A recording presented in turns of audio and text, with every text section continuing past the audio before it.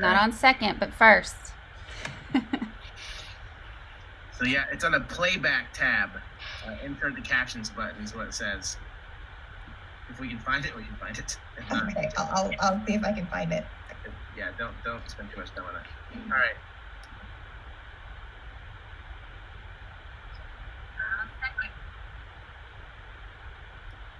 We ready, Elaine? Sounds like it. Yes, sir. All right. Good morning, everybody. I am Jack Bosley with the Digital Innovation team, and I'm going to be moderating our show this morning. Today, we're going to be talking about the virtual learning option for social studies, and joining me is the social studies team from CDLI with Ryan New, Vincent Tinker, and Rebecca Ingram. Russ Hockenberry, also one of my teammates and friends, is joining us as well. And our special guest is Molly Kent from the DBQ Project, who will be getting a more formal introduction here in just a minute from Ryan. Today, again, we're going to be talking about that virtual option for social studies. Please let us know if you have any questions over in the chat. We'll have several people monitoring that, and make sure you introduce yourself as well. So I think with that, Ryan, I'm going to turn it over to you. Thanks, Jack. Thanks for having us again on the channel. It's always fun to be here.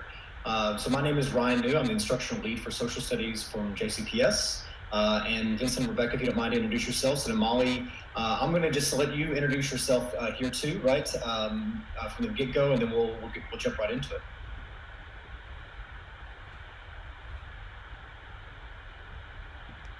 Good morning, everyone. I'm Rebecca Ingram. I'm the instructional coach for social studies.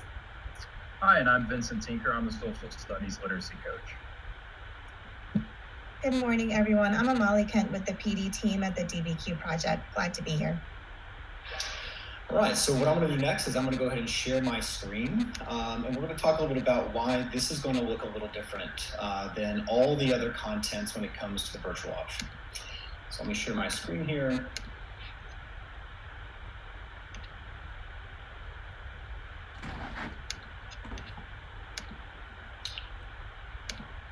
Make sure that I do the captions. I'm not exactly for sure, Jack, where that caption button is now. You just go ahead to go to your presentation. Okay. And then push present. And then got it. Now I know where it is. Thank you very much. You're welcome. Okay, so again, this is a little bit different than what everyone else is doing. Savvis Realize is a resource that will be open for other contents, but not necessarily for social studies. Instead, we're going to be replacing it with two groups. One is the DBQ Project, which is why Molly Kent is here with us. We'll be partnering with them so that the work that we do here, its alignment to standards, the racial equity policy, and ultimately our civic vision, right, for social studies, can continue down that same path. All the work that we do and we're going to be talking about today can be continued in the future, right? So the idea is that even though this looks a little bit different, we'll be able to fold this straight into our curricular framework so the work that's being done during the virtual setting can continue on in perpetuity in your classroom. The second group that we're going to be looking at, which I'll talk a little bit about, is the Stanford Historical Education Group. We'll be able to leverage some of their resources to be able to help supplement some of the learning. So let's go ahead and dive into this. So the very first place to go is jcpssocialstudies.com. This is our one-stop shop for social studies for the district, and it's going to be where we are housing the virtual option. Once you go to the website, at the very top of the screen, you'll notice here it says virtual option, and you'll be able to click down into the menu and be able to find the resources available in that setting. For us today, we're going to be looking at just as an example of using the 5th grade platform here.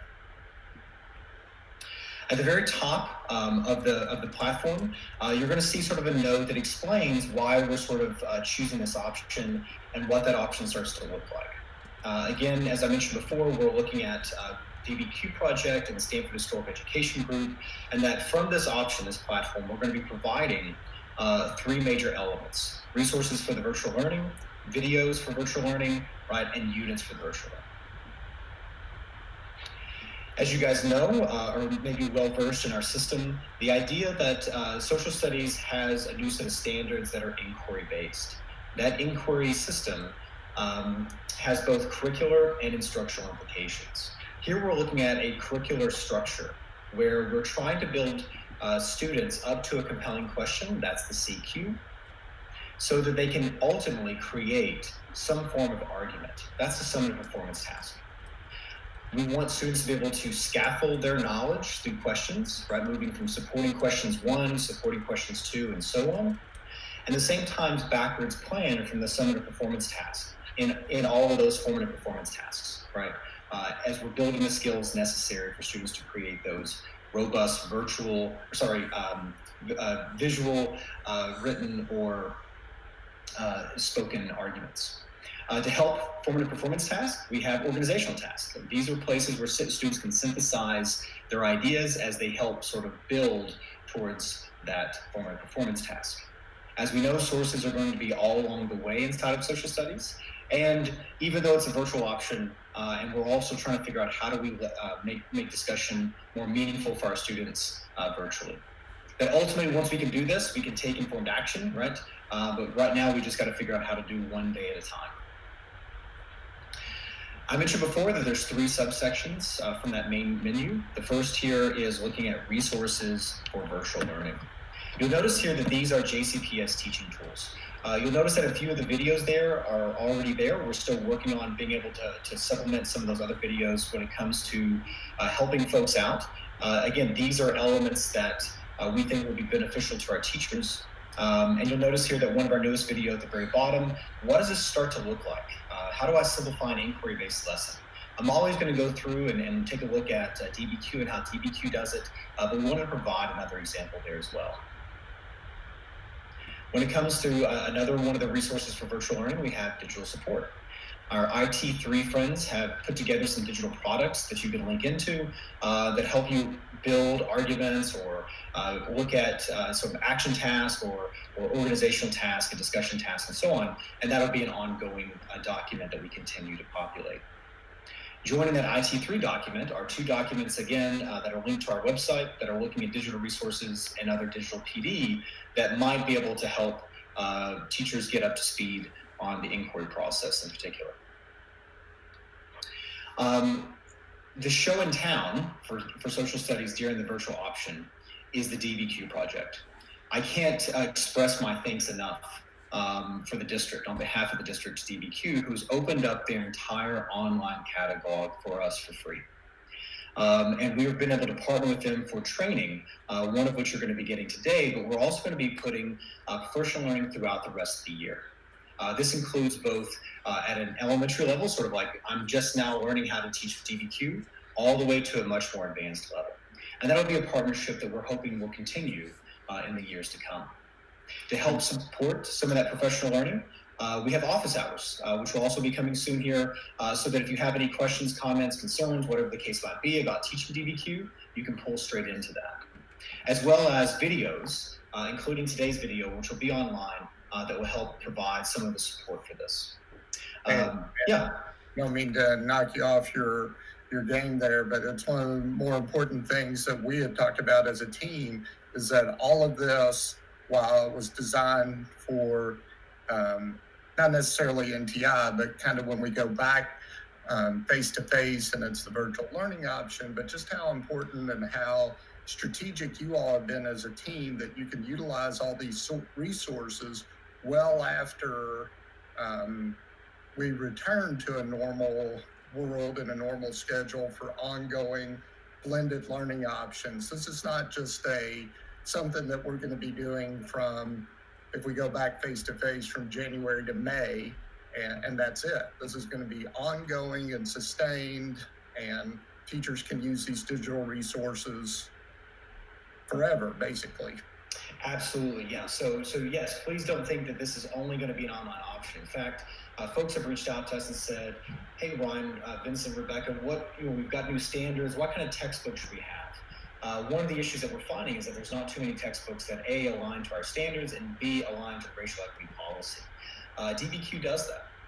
And so one of the things we've been recommending is to contact DBQ, which as a price point, not that I'm selling for them, I don't get any kickbacks, but the idea here is that this is a fantastic resource that we want to lean into because it helps not only provide a lot of great questions and sources, but we're able to also figure out that literacy component of how do you write a quality answer, an argument to a question. Finally here, the other resource that we're pulling in is the Stanford Historical Education Group. Now, I will say that you'll have to log in. Teachers will have to log into their site in order to access their materials. Please note that I still use my login from whenever I taught at Boyle County, and that the login that you use is just really for them to track information. They don't spam you, they don't do whatever, but basically we do not want students to log into this, right? What I should have mentioned is when it comes to login here, you guys already have access to DBQ. It's through Clever, right? So you can use Clever. We've got a video that sort of shows how to log into that. Molly will go into that a little bit more in detail later on. But we're going to be using Clever to do that. So you can basically embed those elements, as Jack and Russ are going to show in just a second, into your Google Classroom. When it comes to Sheg, you'll have to download the materials from their website after again you sign up for their product, which is again free. We don't want students logging into that. Once you download their products, then you're able to upload that to your Google Classroom and be able to sign it like anything else. So for us on the online option, the virtual option, is you're going to be leveraging essentially what you're doing in Google Classroom in order to access these materials. The second element of this are the videos for the virtual learning. We've included some here when it comes to social studies inquiry. These are videos that were produced by our team where you're looking at everything from how do I read the standards, how to prepare for state assessment, because that still might be a thing this year, how do I scaffold inquiry-based learning, and how do I approach an inquiry-based lesson. These are meant to give some back-end understanding of how to go about approaching both the social studies standards, but also how we've approached it in that inquiry-based element. We'll also have some videos, and just so you guys know that this is the one part that's really missing, right? Because the ones I've got highlighted are going to be repopulated from today's session, right? So you'll be able to we're going to carve up today's videos so that you can go back and use the power of pause in order to re-access this information. And finally, our JCPS virtual learning team, right, has all these elements, right, of being able to leverage Google Meets and other synchronous tools, right, for your need. We just put them all in one place just because we thought that might be helpful, right, for teachers to be able to see those. Finally, the third option here is the curriculum itself.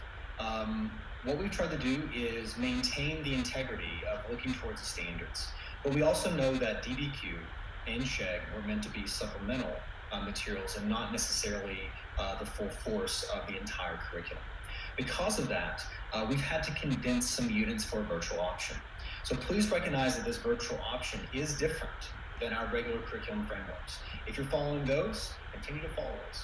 But as you guys know, we're still working on being able to build those out. And then typically the timeline on that is it typically takes about 3 years to have a full curriculum built. Technically, this is year 2 for us. But by the end of this year, we're going to have all of elementary finished. Most of the others finished too. So we're going to be a year ahead. At least, knock on wood, that's our plan. Make sure that number 2 here, that you continue to teach the language of the standards. Just because you teach a question and just because you have sources doesn't mean that students are going to be prepared for that state assessment. We have to make sure that we're pulling in the language of the standards, and our team has already gone through, as you're going to see in a second, and aligned every single one of the DBQs and Sheg resources to social studies standards for the state. And finally, inevitably, there's going to be some gaps, maybe in chronology or in just sort of a topic, and you may need to backfill some of those gaps in with very strategic instruction to make sure that students are able to see a clear line of thinking. What does it start to look like? Well, on this, you've got a drop-down menu. So I want to make sure this is super clear, right? We've got this little caret here. It's going to be a drop-down menu. So when you go to click that, what will populate will be a series then of questions. You'll notice that we've done 2 things, actually 3 things. One is that we've sequenced these in a way that we think makes sense. Please note that you can sequence them in whatever you would like to do. You can include or not include. That's up to you, as it always is as a teacher. You'll notice that they're underlined. The SHEG documents go straight to those individual SHEG elements. But again, teachers will have to log in, not students. Only teachers will be logging in and be able to download those materials for their Google Classroom. When it comes to DBQ, not shown here, all of those links just take you straight to Clever, right? Because that's how students are going to be able to access that, as are you as a teacher. The final component of this are the standards. You'll notice that under each of the questions, as it runs throughout the entire virtual option, you'll see that they align to the 5 standards that we typically look at, right, for each lesson within social studies. We see a questioning standard for number 1. We see a geography standard. We see an economic standard. Those are the 2 disciplinary standards. Then we see using evidence and communicating conclusions, right? So what we try to do with these specifically the inquiries, those are going to populate quite a bit. So you're going to see a lot of redundancies. That is intentional because it takes a long time to be able to develop those inquiry skills as a process.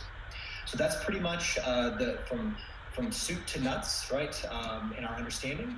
And Jack, I want to turn it over to you, but I'm happy to continue to advance the slides. But I do know that whenever you guys do your live demo, that I will have to stop sharing my screen. So I'll do that whenever you tell me to. Yeah, thanks, Ryan. Again, that's an impressive amount of work that you and Vincent and Rebecca have been working on. That the website looks amazing. It's going to be such an important resource for all the social studies teachers in JCPS.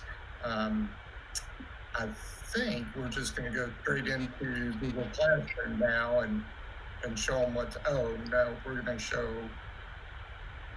Yeah, if you go back a slide, Ryan. Yeah, so you might have a question. How do I get to DBQ? And Amali's going to talk more about this a little bit later, but just to kind of give you a taste, if you could go to the next slide, Ryan, you're going to access DBQ by going to Clever. You've got so many resources in Clever, and DBQ is one of them. When you click on that JCPS quick links, it's going to take you to that Clever dropdown, and you're going to click on the district page. You will see a red tile with DBQ. You select that from district applications. When you click on that DBQ, if this is the first time you've accessed DBQ, you will see the terms of use, and you'll have to accept those terms of use, of course, review them. You want to do that. And then after that, you'll see classes and assignments, and that is where you will create your class. And you'll have a class code, and then you'll go into Google Classroom. You can share that class code through Google Classroom. And so that takes us to our live demo now that Jack's going to take us through. Yep. Thanks, Russ, for that reminder. And Amali's going to go over that in a little bit more detail just in a few minutes. I'm going to share my screen and just kind of show you all. Hopefully this is the right one. I believe it is. So as Ryan pointed out, the 2 major resources that folks are going to be using for this are either SHEG, the Stanford Historical Education Group, I think if I got that right, and DBQ. So Russ and I kind of were filling out a Google Classroom on how teachers might post that kind of information for their students. And so this is what we kind of came up with. So in the stream view, we said, all right, in Unit 3, which is we kind of guessed would be this week, it just shows that we're going to be talking about the Aztec, Inca, and Maya empires, but it's going to be focused on DBQ. And since the kids will be using DBQ for that Unit 3 primarily, or at least it starts out with DBQ, we just gave them instructions, pretty much like Russ just demoed, that you're going to go through Clever and log in. The student will log into DBQ, and that's where they're going to be working from primarily for that first couple of supporting questions for Unit 3. And it just has those links, the Clever login link and a short video that I'm pretty sure Vincent made about logging into the DBQ project. So they finish all that up, and and DBQ, and then in a couple of weeks are ready to move on to Unit 4. And Unit 4 starts out with a SHEG document. So this is the instructions that we gave students for SHEG, and it's going to say, now we're dealing with a new question which focuses on the Black Death. It's with SHEG. So in this case, we're not going to be using DBQ to start out with. So we tell the students that they need to really pay attention to what is happening in Google Classroom.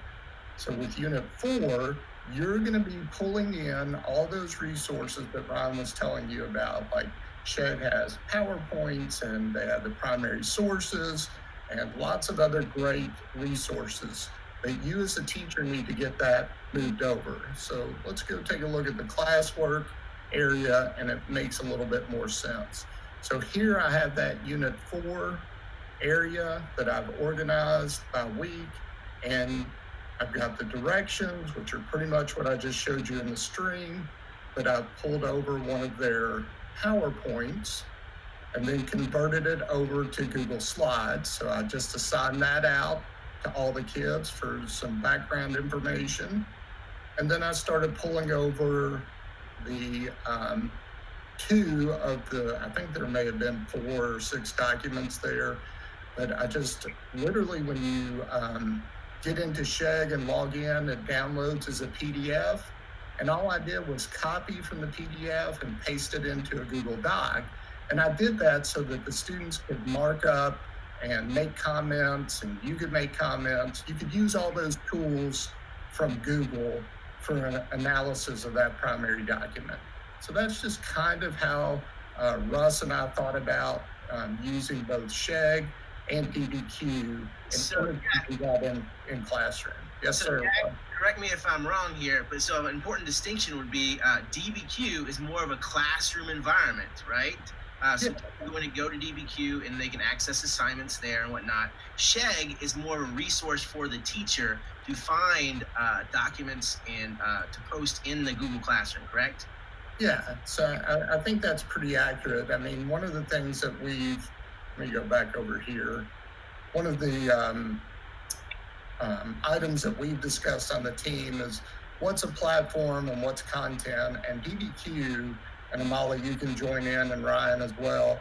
DBQ is both, right? It has a platform in itself and it has all the resources, versus SHEG, which is where your content is, and you're going to pull that over to Google Classroom. But the distinction for everybody is that we still want the main platform for teachers to be Google Classroom, because even as rich as DBQ is, you may need to supplement somehow, and you may need to pull in an extra resource onto your Google Classroom. Would you say that's accurate, Ryan?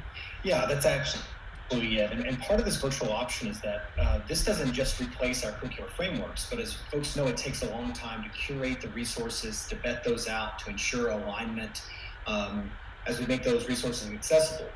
This is really a virtual option that was trying to be built as quickly as possible, right, to be able to meet the demands of returning to in-person school, right, so that we chose these 2 options for 2 reasons. DBQ has great support when it comes to writing, as well as it already has the sources there for you. SHEG also has those sources, and they have all these instructional materials. So they actually tell you this is how you would do the entire lesson. Those are 2 elements that we could not provide in the timeline set by the district. So therefore, we created this virtual option. But if you're a teacher and you're like, oh man, I'm still going to be looking for those updates on the curricular framework, absolutely, right? That is 100% your discretion to be able to combine those aspects of the needs for your class. This is an option that is a ready-to-go option off the bat, and we will not make any changes to that virtual option, right? It is just going to be DBQ and SHEG as a way of uploading those onto Google Classroom because they're ready-made for teachers.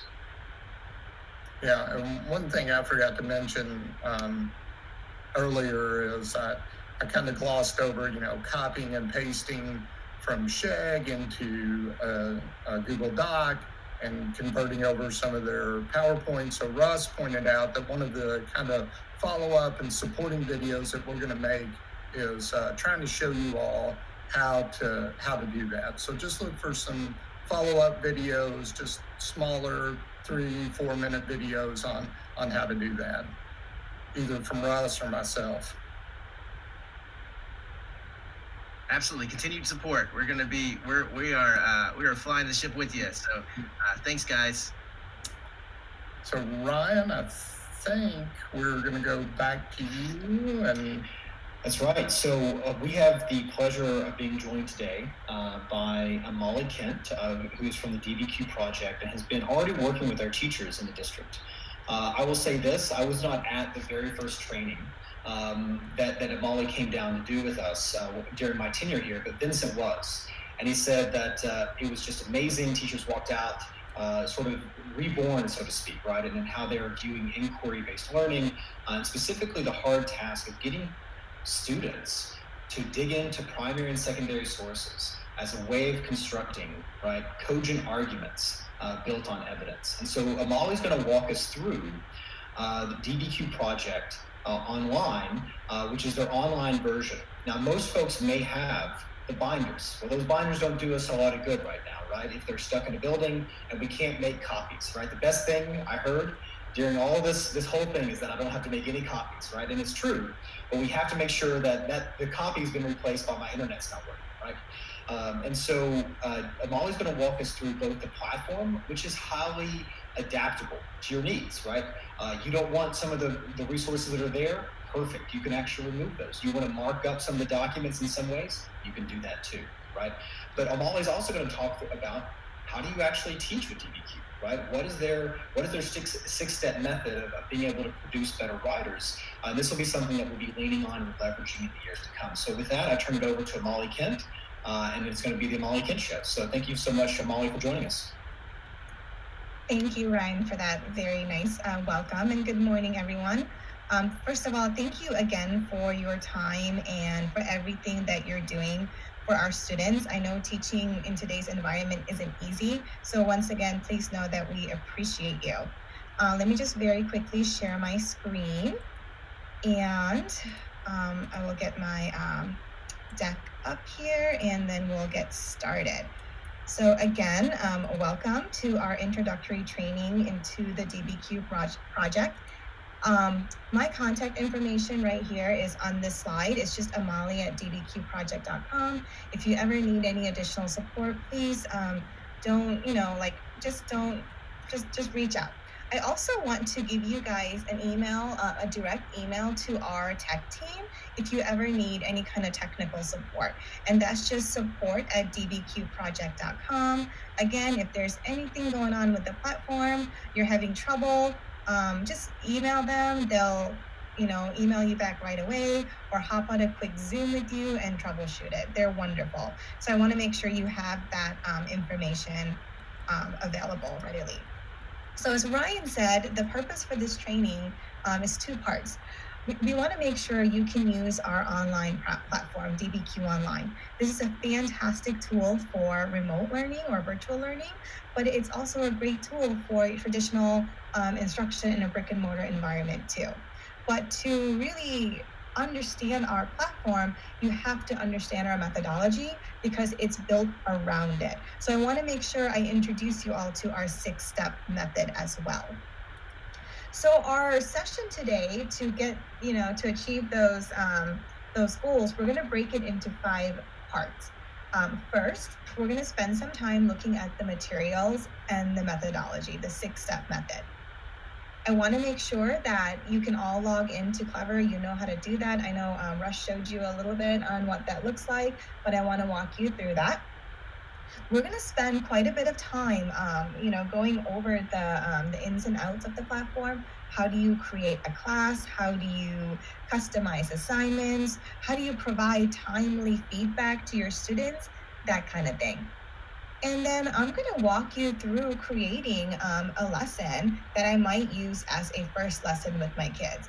Now, when I make this lesson, what are some things that I'm going to do to make this first lesson go smoothly, right? How might I introduce some of these annotation tools? How would I introduce document analysis to kids if they're brand new to not only inquiry, but maybe DBQ Online itself. So we're going to spend some time, as Ryan said, looking at teaching with DBQ Online also. And then at the end, there's lots of support available for you. You have a wonderful team at your district office, but our tech team is also here to help you too. And I just want to make sure you know all the support that is available to you. So just a couple of housekeeping items before we dive into this. If you are watching this live, please, send us your questions. We'll definitely stop along the way to answer those as well. As Jack said, we are keeping an eye on that chat feature. So ask us questions if you have it. Okay, let's go ahead and dive right in. So let's start with the first part, looking at the DBQ project materials and our 6-step method. So for those of you who are brand new, I know this is, by the way, I didn't say this earlier. I've been with the DBQ project since 2014 as a trainer. But before that, I taught elementary for 8 years. And I was exposed to the DBQ project through the Teaching American History grant. And when I first heard DBQs, I'm like, well, what's a DBQ? It wasn't something that was really common in the elementary world because, since the 80s, DBQ's been around, but it was for high school. Right? It was how College Board assessed it was part of the AP exam. So I didn't know what it was all about. So let me just go back to the beginning. DBQ stands for document-based questions. And as I said, for a long time, it was exclusively for high school. But us at the DBQ project, we're about, making sure all kids do the deep thinking, the analysis, the synthesis, the sourcing that is required in a DBQ, but starting really young, right? We shouldn't wait till high school to teach these skills, right? We got to teach our kids not only content, but how to be critical thinkers. So that's what our mission is all about. Before I go deep into our actual materials, I want to show you a quick clip just to, again, kind of introduce you to our mission we're very, very strong in our beliefs that all kids need to walk out of school being these critical thinkers. So let me show you this quick clip real quick.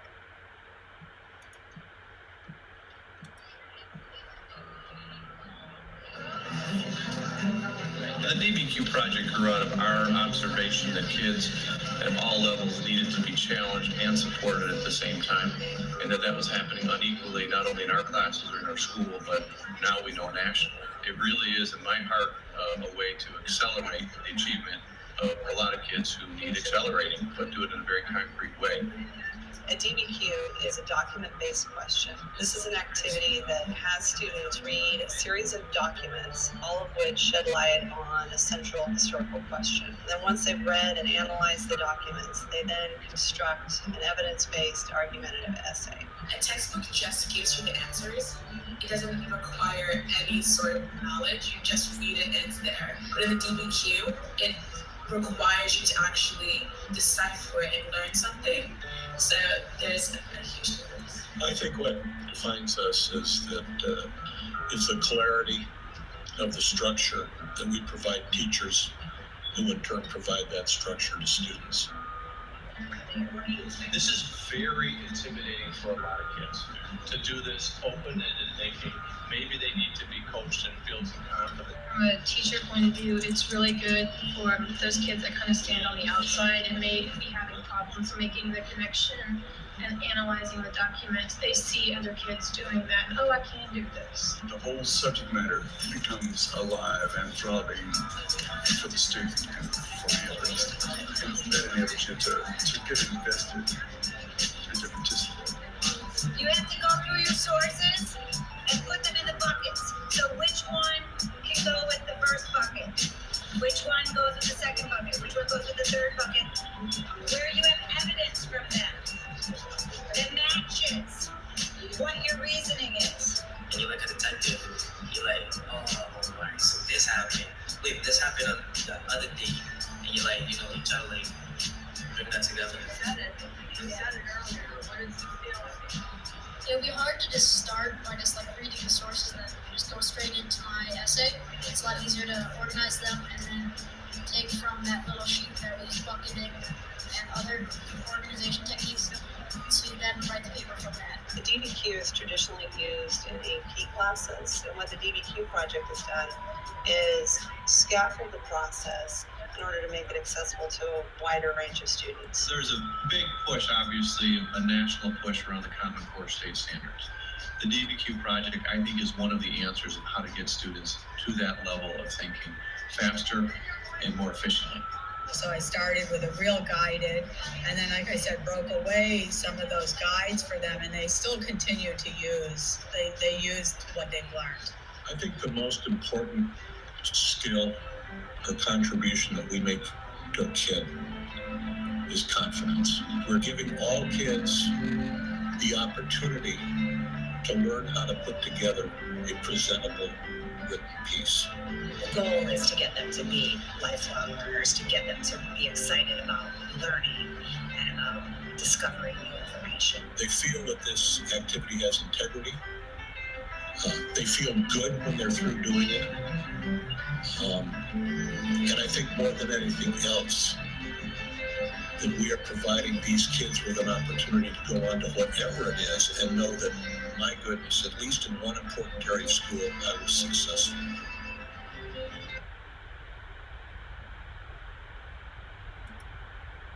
So, ladies and gentlemen, as I mentioned before, again, we know how important the content is. Of course, we have to teach content. Of course, we have to tackle literacy. But again, we want to make sure these kids are leaving our classrooms being critical thinkers and lifelong learners. So let's go ahead and continue on by looking at our materials. Again, if you have any questions, let us know if you're watching this live. So Ryan kind of talked about this before. We have two different types of materials. We have our print binders and we have our digital platform DBQ Online. We will be talking about the online platform during this training, but I want to let you know that these print binders exist. They might be in your school buildings already. But if you see this print binder, just know what's on the digital platform DBQ Online, well, the content's identical. Okay, you're not going to get different content on the online platform. It's the same, but what's different is being able to use it, to teach kids remotely. And also, even if you're in an actual classroom, there are tools to scaffold and differentiate a little bit quicker and easier with DBQ Online. But just know the content is the same. When you log into DBQ Online a little bit, you'll see tons of binders in your library. As Ryan said, the JCPS curriculum team, they have gone through and aligned the different questions in each binders to your standards. There are DBQ binders and then there's mini Q binders. Teachers always ask me, Amali, what's a mini Q versus a DBQ? Well, our DBQ binders were our original binders. And when these were created, way back when, this is probably even before I think I was an educator, the AP exam had way more documents in it, actually like double the documents. So our original binders, our DBQ binders, have more documents that goes with each compelling question. A lot of advanced classes still use them, and you can still pull out documents for instruction. But our mini Qs, which most grade levels use, the units in those are smaller, typically between 4 and 8 documents. And there's mini Qs in American history, civics, econ, geography, world. There's all these different binders. Elementary teachers, I want to point out that there are 2 elementary binders also. And a lot of your lessons will come from these elementary binders. And I'll make sure today that I'm highlighting units from these binders. But again, you'll pull some things from the other binders also. But these binders have been around for about 3-4 years, and these were written specifically for an elementary audience, okay? Kamal, you piqued my interest with the word economics. I just remember kind of shuddering every time I had to cover that. So that's fantastic that there are resources out there. That was always a tough one for me to cover as a social studies teacher. Oh, absolutely. It's funny, another district that I worked with, they were implementing DBQ systematically each year. They were, adding DBQs into their library. And the first one they started with is with the econ binder, because often there's not a ton of great resources for econ. And I guess I should also point out that the econ binder, was actually written, a good chunk of it over in Kentucky. So thank you all for that. We're based out of Chicago, by the way. So I will focus on the elementary binders for this particular session. So before we do that, I want to introduce you a little bit to what these lessons look like, because again, whether you're using the econ binder, the geography binder, or the elementary binder, that format is the same. We'll look at the SixStep method closer in a few minutes, but let's just get a quick snippet, a quick peek at one of these lessons look like. And I'll have some elementary kids here from Texas actually do that for you. So let me hit play. Hello, my name is Jewel, and for the past few weeks, I've been studying what caused the Dust Bowl. So I have put together this essay for you, and I'm just going to read it right now. Have you ever immediately picks up a storm of dust? In the 1930s, the Dust Bowl unexpectedly hit the southern plains of the U.S. It was the Great Depression. Producers and job people like the rabbits do it every day, sleep and sweat clots over the noses. Caused the Dust Bowl. We will always know that the dust storm was the most wretched dust storm in history. What I like about DBQs is learning more history. I like that you could write about anything you want, but it has to be on topic. It's super fun to be learning about the Dust Bowl. What I like the hook exercises because they're really nice and they help you kind of prepare for what you're actually writing. Like it has the background essays, and the background essays really give us a lot of information. And if you don't want to read it, then you could just let the computer read it to you. Then I would take notes on the different paragraphs and I would say, I should probably put this in my writing, so I would put it on a sticky note. And if you organize your thoughts, then it will be easier to write. My favorite part was the documents, because you learn stuff about something you didn't know in history. So I had to read a lot of documents off of the Dust Bowl to figure out how the Dust Bowl happened, what caused the Dust Bowl, and why. It's coming up with evidence and thinking. It's not just like writing. I like when my teacher puts the sticky notes and stuff because it helps a lot. Because she guides us instead of you have to highlight it in your brain. You can actually highlight it. You can write down whatever you want on a sticky note. You can write down whatever you want on a text box. You have your own free will to do what you want, support your evidence and stuff. Well, in the end, I know everything is colorful on my page because I have highlighters on it. I have green sticky notes on it, and it attracts my attention to see that. Look, this is important, this is not, don't use this, use this.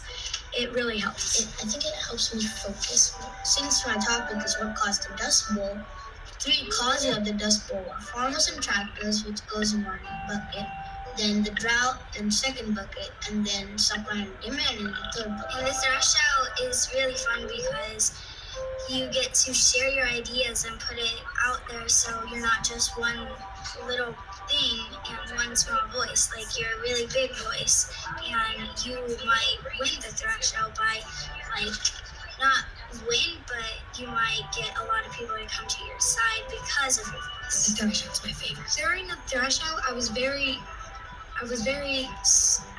really liked the way the supply and demand had all the backup and information I needed. I just enjoy speaking loudly and debating over what I believe. But then as I got more and more to writing my essay, I realized I didn't have enough as I did with the tractors or the drought. You get to use your proof and evidence that shows what you're writing about is true. I tried pretty hard. It helped me become a better writer. I feel very proud of myself. I'd also like to thank Grammarly.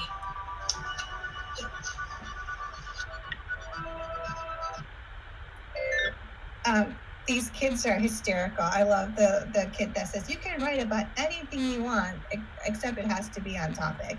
And again, that's what DBQs are all about, right? It's evidence-based writing, right? If you're going to formulate a claim, make sure that you can back it up with credible sources, right? And evidence. I really wish some of my family members can kind of figure that part out too. Thanksgiving might be a little bit more pleasant at our house. But anyways, it's an important skill. So let me continue to go on and talk a little bit more about the materials, unless Ryan or Jack, if there's any questions that have popped up in the chat that I should address. It looks pretty quiet over there, Molly. It's we're just typing in some, pointers as you go along. So keep on keeping on. I'll let you know if anything. Sounds good. Okay.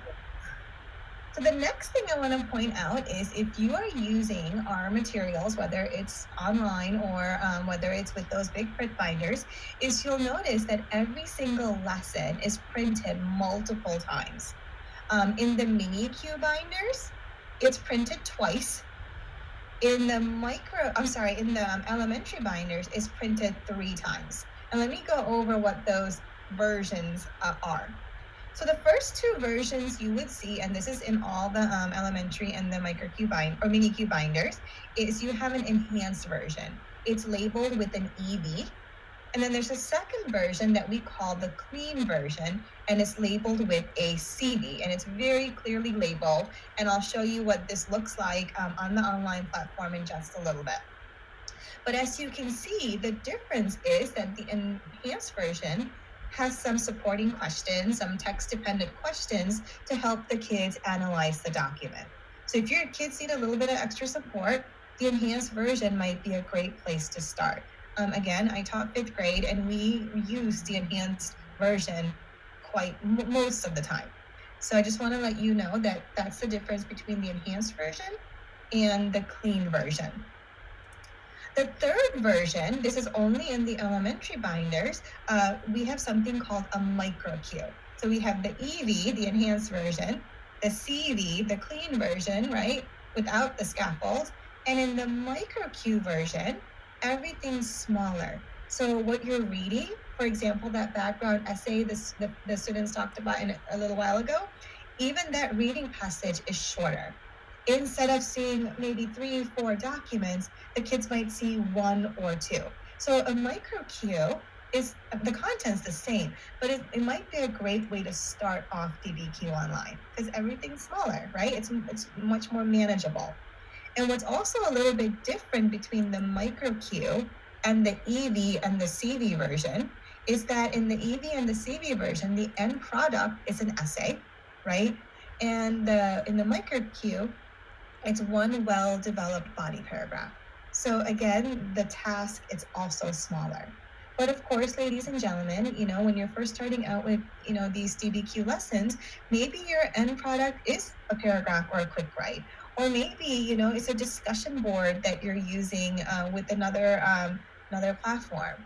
Or maybe it's a Flipgrid that where the kids make a little video on their claim and explaining why they think what they think. So don't be afraid to use other platforms or other tools along with DBQ Online. And I'll definitely model that as this particular training continues. So once again, there are 3 versions of the same lesson in our elementary binders, the EV, the CV, and the micro Q. And in our mini Q binders, right, the econ binder, geography binder, world history binders, there's the EV and the CV. And again, remember the difference between EV and CV is that the EV has the guided questions or those supporting questions that go along with each document. The last thing I want to point out about materials before we log into DBQ Online is that every student page that we have has a matching teacher page. We joked around earlier about econ. If I had to teach an econ class, I might cry, right? I mean, I don't really know much about it. I haven't had econ since college. So I love these teacher pages because there's all this extra content notes on the teacher side, right? I joke around, but but I'm not joking. You can totally fake it until you make it with the teacher notes. The content notes are fabulous. All the answers to those guided questions are there. And in a lot of our binders, there's also skill builders and other ideas on that teacher page also. So it's just a fabulous resource, especially right now, if you're teaching a class that is new to you. Because I know, right now, a lot of movements happening for educators. So just an FYI. So that's just a little bit of information about our materials. And we'll log into DBQ Online in a minute and look at this material a little bit closely. Okay, so I think we talked about the lessons quite a bit so far, and I think why these DBQs are important has, it's just pretty apparent. We're doing a lot of higher order thinking when we're going through these DBQ lessons. But again, I have to be really honest. I'm always very transparent when I do these trainings. Using inquiry-based lessons, they're great, but sometimes our kids, they struggle with it. And sometimes us as educators, we struggle with it because you have to kind of almost like let go, right? It's not us lecturing. It's not us just telling the kids what happened. It's like we have to let them go to discover it, right? And then we have to find ways to kind of steer them in the right direction if they're way off base, right? We have to teach them how to interpret history. And that's not always easy. So again, that is why, as I mentioned earlier, all our lessons have this methodology that we call the 6-step method built in. We hope that seeing the 6 steps in, 3rd grade, 8th grade, 11th grade, that kind of vertical alignment of skills will help the students tackle an inquiry, right? Or if a student becomes an adult and they have this question or this source in front of them, they know exactly how to think. Well, there's this question that I'm seeing, as I'm watching the news. Okay, what should I do? Let me go corroborate it first. Well, what's the source saying? So again, this is why we have that 6-step method built into all our lessons. And it's really, really important that you all are comfortable with the 6-step method to understand the ins and outs of our platform. So one last video before we log in, and this video is going to go a little bit more in depth into that 6-step method. And again, once we log in, I'll make sure I talk about how to adapt certain things when you're in a remote environment as well. So real quick, a little bit more in-depth look at the 6-step method.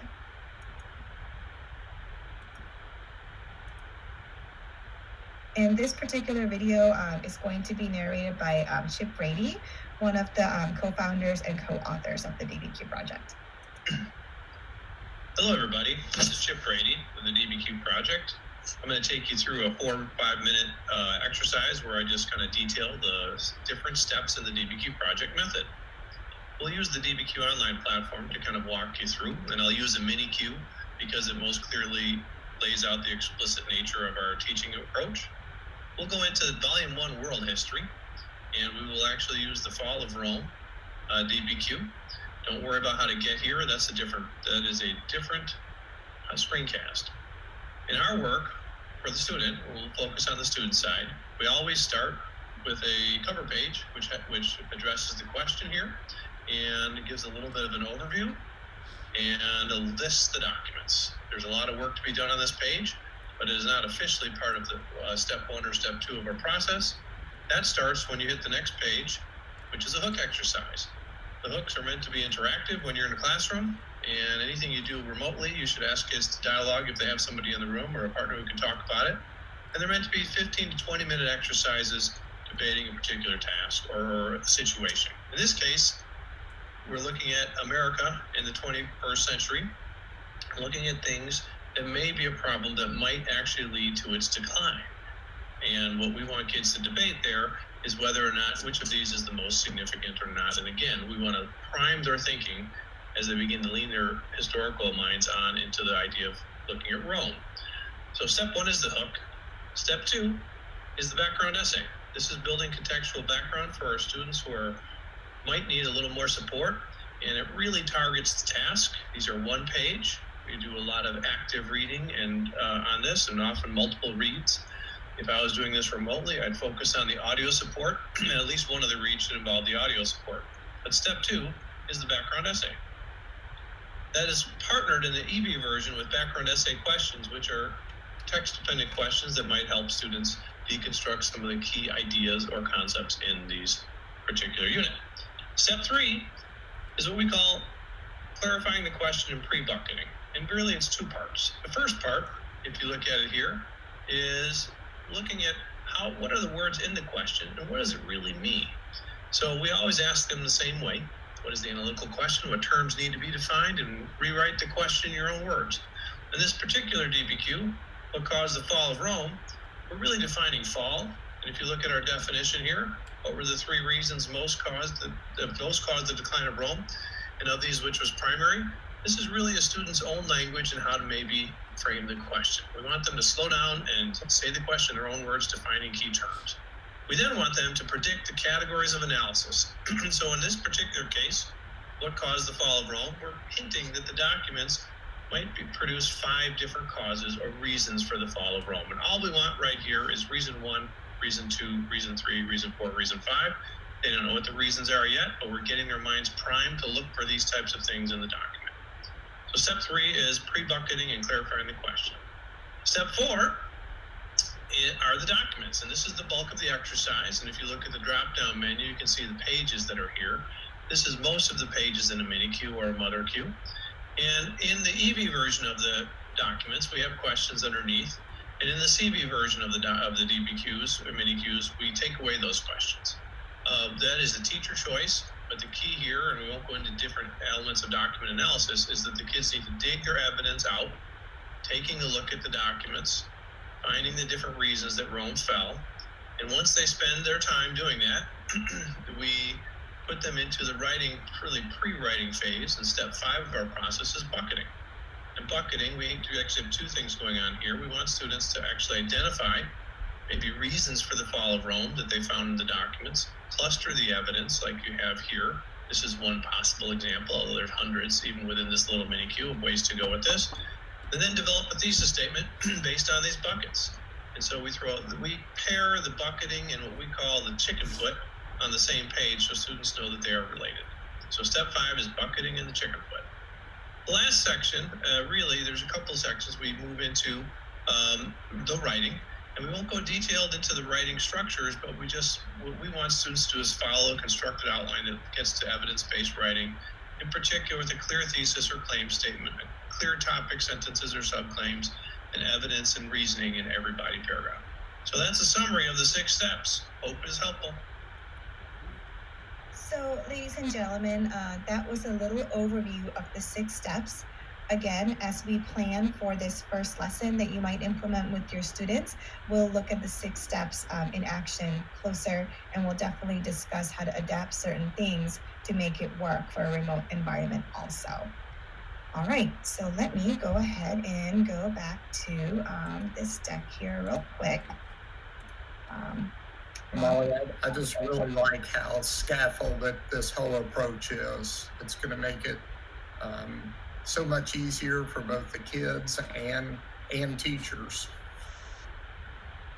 Thank you, Jack. I know first when teachers hear like bucketing and chicken feet, they're like, wait, what? Like, why do you have all this in there? But just like you said, the scaffold, it's there to scaffold, right? And once the kids know how to write a thesis or a claim, they don't need to use the chicken foot anymore, but it's a very clear graphic organizer to teach the kids how to first start writing those. So thank you. All right, so let's go ahead and move on to the next part of our session, making sure everyone can log into DBQ Online through Clever. And then after that, we'll look at how to create those classes and assignments and things like that also. So I think Russ discussed this a little bit earlier, but you're all going to log in to DBQ Online through Clever. This is for educators as well as students. So I'm going to, I think Vincent Tinker made this video. It's fabulous. It shows you how to log in. let me play that. Then I'll log into my DBQ Online account, and then I'll show you how to make your classes. So again, this is how to log into DBQ Online through Clever. To access DBQ Project through Clever, first you must go to the JCPS Clever page. Then you need to log in. I do this by clicking on Login with Google. That is connected to my Google JCPS account. Then it'll take you to their main page. You can find DBQ Project under District Page. Under District Page Applications, you can now see DBQ Project Online. If you would like this to be on your main page, you can select the little favorite heart button there, and it will now be on your main page in the future. To go into DBQ Project, just click on DBQ Project.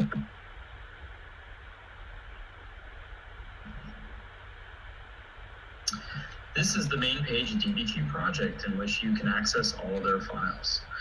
If this is the first time that you are accessing DBQ Project, you will be prompted with a Terms Use page. There they will list the DBQ Project's terms of use. If you scroll to the bottom, you will see an Accept button that you must check, and then you will select Yes, accepting DBQ Project's terms of use. After you accept it, it will then take you to this page. And that is how you access DBQ Project through Clever. Vincent, thank you for making that video.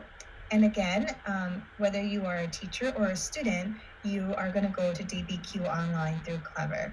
There isn't any additional usernames or passwords. The integration is complete. So go into Clever, click on DBQ Online, and then you'll be able to access your classes as an educator. And for students, they'll be able to access the lessons that you create. Okay, so what I'm going to do right now is I'm actually going to log into my DBQ Online account, and then I'll walk you through how to create classes and things like that. So as Vincent said, this dashboard is what you'll see when you log into DBQ Online. Again, this is once you accept our terms and use and privacy, that kind of thing. So here's our dashboard. There's a lot of things here. Couple of things I want to point out to you right away is first, your library, all your DBQ binders are going to be up here on the top left-hand corner where it says DBQ Library. So when you click on that, excuse me, it'll take you to your library. So you can go in and preview the different binders that you have access to, as well as the different lessons inside it. So if I go to, for example, Elementary Mini Qs Volume 2, if I click on that, it'll show me that I have 11 lessons to choose from, right? And I can also see very clearly that I can assign the enhanced version, the clean version without those text-dependent questions, or that micro Q where you are seeing less documents, you have less reading, and the end product is that paragraph instead of an essay. So if you want to preview anything, this is where you can go. Excuse me. So for example, if I want to preview this lesson on how the buffalo shaped the Arapaho culture, or like, the Plains culture for Plains Native Americans, I can preview it. I can go through it, look at the different documents in it. I can go preview the background reading and all those things, okay?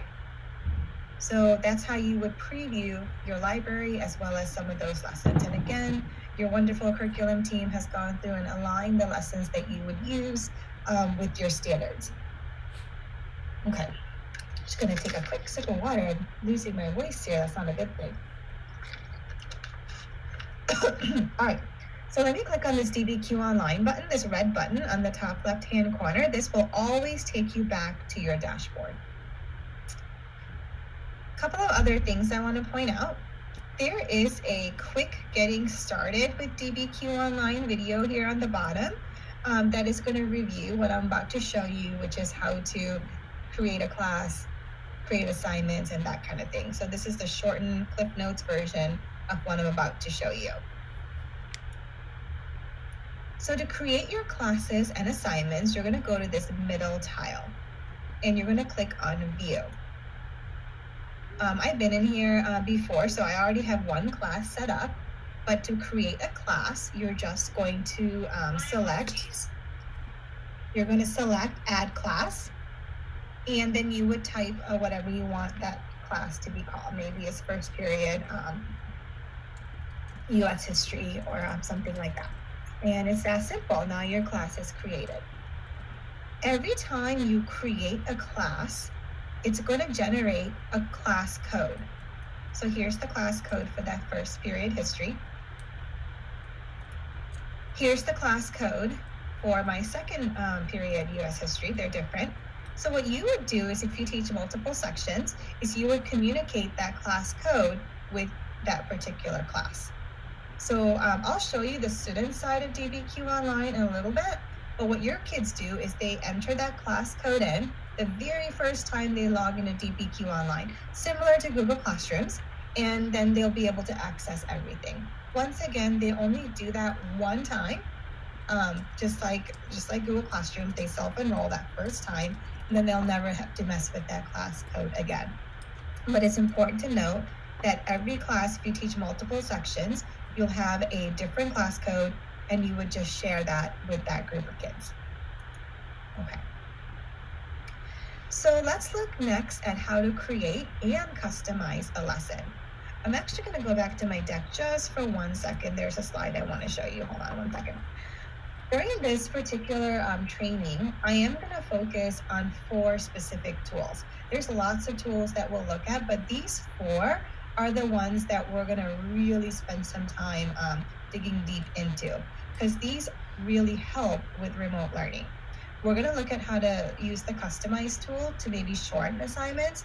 Ryan mentioned this earlier, that maybe there are some pages that you might not want to use in a lesson. Cool, you can take it out. Or maybe you're not comfortable using our bucketing with the first lesson. Cool, you can take that section out if you want to.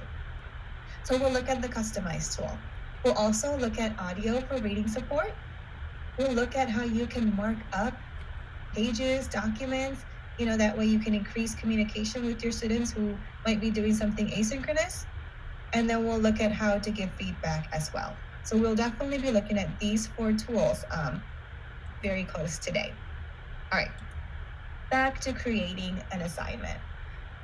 So once you have your class created, the next thing you're going to do is you're going to select where it says Add Assignment. When you go ahead and select that, it's going to take you back to that library. And then you're going to go to the binder of your choice. I'm going to scroll down back to elementary, and I'm going to go to Jamestown. Often around this time of the year, I would do this lesson with my students personally. So again, I have the EV, the CV, or that microQ version.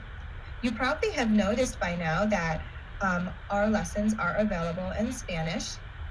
This is for our elementary, US, and our world history material. These can be assigned in Spanish or English, as well as being able to toggle back and forth between the languages. So if you need that particular support, just know that it is there. So I'm going to go to the enhanced version, which is typically what I use with my kiddos. Let me select Assign, and then it's going to take me to this page. So when you're making an assignment, you're going to have a few choices, which is a good thing. The first choice is, do you want to assign the entire unit as it is? All the documents, that kind of thing. Or you can customize it to shorten it. Regardless of which option you choose, you have some other supports that you can turn on to scaffold this lesson some more. I'm going to go to Customize. So when I select Customize, my entire unit pops up. Again, I recommend previewing these units before you get to this step. But let's say, for an example, this DBQ has 4 documents, and I only want to use 3. With 1 click, I can take that document away. Maybe for this particular lesson, my students will not be writing an essay. Instead, they're going to make a little video on Flipgrid communicating why they think the Jamestown settlers died. Maybe I'll take that essay section away. So just with a couple clicks, I made this assignment look the way I want it to look like. So once again, ladies and gentlemen, to do that, to shorten or customize a lesson, you're going to select Customize. Okay? So once I have this lesson the way I want it, and again, if I want to go and look at something real quick, I can select Preview, and it'll open up in a new tab, and I can go look at that document or that page. So once I do that, I'm going to look at the additional supports that I have available to me. I'll turn most of these on just so I can model it. The first question they ask is, do you want to turn on the English-Spanish toggle? So if I'm doing this, if I'm assigning this in Spanish, then they will be able to toggle to English, or, you know, vice versa. So let me go ahead and select yes. I highly recommend that you turn on the read aloud, especially for all those, you know, instances when your kids are working away from you. So those are two of the supports that you have. You also have some writing support if you choose to do the essay. And we do, ladies and gentlemen, recommend that the students write at least one essay per quarter per semester to get the full benefit of our program, right? Thinking is clarified by writing. And if we don't give the students an opportunity to write, that level of thinking is not going to happen. And some kids are really good at articulating their arguments verbally, but when they have to write, they struggle. Often it's because of confidence. So we really want to give them a chance to improve their writing skills too, as it is a vital skill for life. So when you're writing the essay with your students, there's other supports you can turn on. The guided essay, which is an essay outline with sentence starters. So if you have any kiddos who really need some, you know, modeling or just some support to get an essay, well, you can turn the guided essay on for them, and it gives them those sentence starters or sentence frames. You can turn on our essay builder, which I'll show you in just a little bit, but it's super, super scaffolded.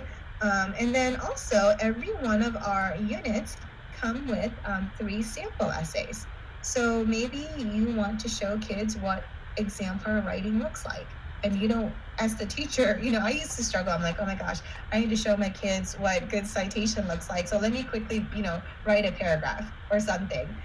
Or what does an argument look like? But the nice thing with DBQs is every one of our units comes with 3 sample essays, a basic, a proficient, and an exemplar essay, so you can model what good writing looks like. So you have these particular scaffolds available for the writing as well. That's super nice, Amali. I really like that. Yeah, it's really nice because the teacher has the, let me actually turn that on. The teacher has the ability to turn it on and off. So maybe you don't want the kids to see it right away because they might take a screenshot or something and try to pass it off as their own essay. So you have the option of when they see it, which is kind of nice. And last but not least, we do have some pre-made rubrics. We have 4 of them. You can, I recommend if you're going to use one of our rubrics to preview them, just a quick overview of what these rubrics are about. Probably the most detailed rubric is the comprehensive. A lot of our ELA teachers use this first rubric. What that does, it takes every element of a proficient essay and it gives it like that 4, 3, 2, 1 criteria with some very specific criteria they have to meet to get that 4, 3, 2, 1. The holistic rubric, I would say, is probably be the fastest when you're grading. It kind of gives you a big picture of the paper with, again, some criteria to get that particular score. The self-check rubric is identical to the comprehensive rubric, except, let me show you that, the student will self-check before they send it to the teacher, right? So it's a nice way for them to kind of self-assess their writing. And then the most basic rubric that allows them to self-check is the scoring guide rubric. So this is, it's very straightforward. It's not a qualitative rubric. It's more like a checklist, like a quantitative rubric, where the kids are like, did I include a grammar in my paper? Yes or no. Did I put some background information for contextualizing in my introductory paragraph? Yes or no. Do I have a thesis? Yes or no? So a lot of teachers use this rubric to start their writing off with, but I know your district has some fabulous performance-based task rubrics that you should look at incorporating as well. That's right, Amali. If I could just jump in real quick. We've been working really hard to make sure that the rubric that we're going to be using, which will be LinkedIn, Vincent actually has a video about this as well, is looking at, is it clear? Is it accurate? Is it evidenced? Is it reasoned? And this will hopefully align better to the K-Prep tests that are coming, right? And as we've talked about previously, when it comes to the needs of that test, which should be released at the end of this month, then this is going to align 100% to the types of tasks that students are going to be engaged in. And what I'll say to those elementary folks that are listening, that they're going to have to, students are going to have to do more than what the ELA standards require of them. They're going to have to pull together 4 to 5 documents and corroborate evidence in order to create claims. And so DBQ is a fantastic pathway for helping get those students ready for that. Thanks, Ryan. I was hoping you would jump in with your performance-based task rubrics. Great. So ladies and gentlemen, so once you have this lesson the way you want it, then you would push this out to your kids. So one of the last options you're going to see is, do you want to specify students who received the assignment? Now, this particular class that I built, I don't have any kids in it. So I can't use this particular feature, but I'll show you this on another account in a little bit. But basically what this means is once your kids have logged into DBQ Online, all their names are going to pop up here, your entire roster. So what's nice about this is you can send a particular lesson to just certain kids. So maybe you want that Spanish toggle for 3 kids. So you can make this lesson to certain kids. And then you can copy this lesson over to the rest of the class, take the Spanish toggle off, and push it out to them. I hope I didn't lose anybody with that, but I promise you I'll show you that in a little bit in a class where I actually have real kids. But you do have the ability to create the same assignments with different scaffolds for different groups of kids in the same class, which is an amazing feature to have, right? How can you really, really differentiate your instruction? Because we do have a gamut of kids in our classroom. Another super nice feature there, Amali. Thanks for pointing that out to everybody. Absolutely. I had the inclusion classroom, and again, this would have made my life so much easier, being able to just with a couple of clicks differentiate what they get. So again, once you have the lesson the way you want it, you're going to either save it or save and assign it. Save means that the lesson is ready, but it's not live in your kids' hands yet, right? Maybe on a teacher work day, or unfortunately on the weekends, like we work too often in, you might want to make something prior, right? So if you're not ready to push it out to the kids yet, just hit save and it's ready, but it's not live. If it's ready to be pushed out to your students, then go ahead and select save and assign, and then it goes right to their DBQ accounts. So I'm gonna select save so I can show you how to make it live. Regardless of which option you choose, ladies and gentlemen, you're going to, oh, I don't have any kids, you're right. Oh, that's why, sorry, I don't have any kids yet, okay. So let me go ahead and select save. So regardless of which option you choose, you're gonna get this pop-up. And what this pop-up is gonna ask is, hey, do you wanna add any markups? Do you wanna customize this lesson with markups even more? You can add markups later by selecting not now, or you can go ahead and add markups. So what this does, it gives you the whole lesson, and it's now in what we call markup mode. So let me repeat that. Because you're adding markups, you're in markup mode. And you know you're in markup mode because this little yellow box is highlighted up top. Whenever you're in markup mode, you know that yellow has to be lit up. If it's not, whatever you're doing on this page, you're only kind of doing it to your own page, right? So during this instructor markup mode, anything you do onto the page, it transfers also over to the kids' pages. So let's say, for example, you want to give the kids some directions, whatever those directions are. You can type it right onto the page, and when they open their lesson, they'll see those additional directions right on the page. So if they're doing anything asynchronously, this is really nice because you can, again, reiterate those directions right on the documents. And you can add these markups into a live lessons. So in the middle of you teaching your lesson and you realize, oh my gosh, my kids need a little bit more support, they might need like a definition for this and that, you can go in and you can add these markups very strategically, and then the kids will see it on their pages as well. So it's a really nice feature. We call this our instructor markup, okay?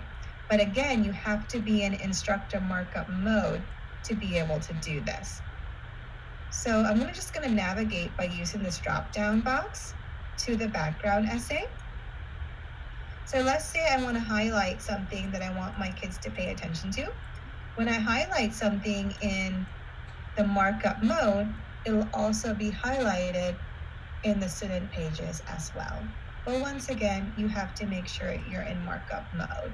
And I actually marked up a lesson already, which I'll show you guys what that looks like next. Okay. So to go back to my assignments, I'm going to click on Return to Assignments, and I'm back to that teacher dashboard. So before I show you how to take this lesson, this draft lesson, and make it live, I'm going to jump to a lesson that I made before this training where I put some markups already in. Okay, it's a live lesson. It's the same exact lesson, but with the markups built. So as I mentioned before, even when a lesson is live, you can add markups. And you do that by going to this little gear icon, this settings button.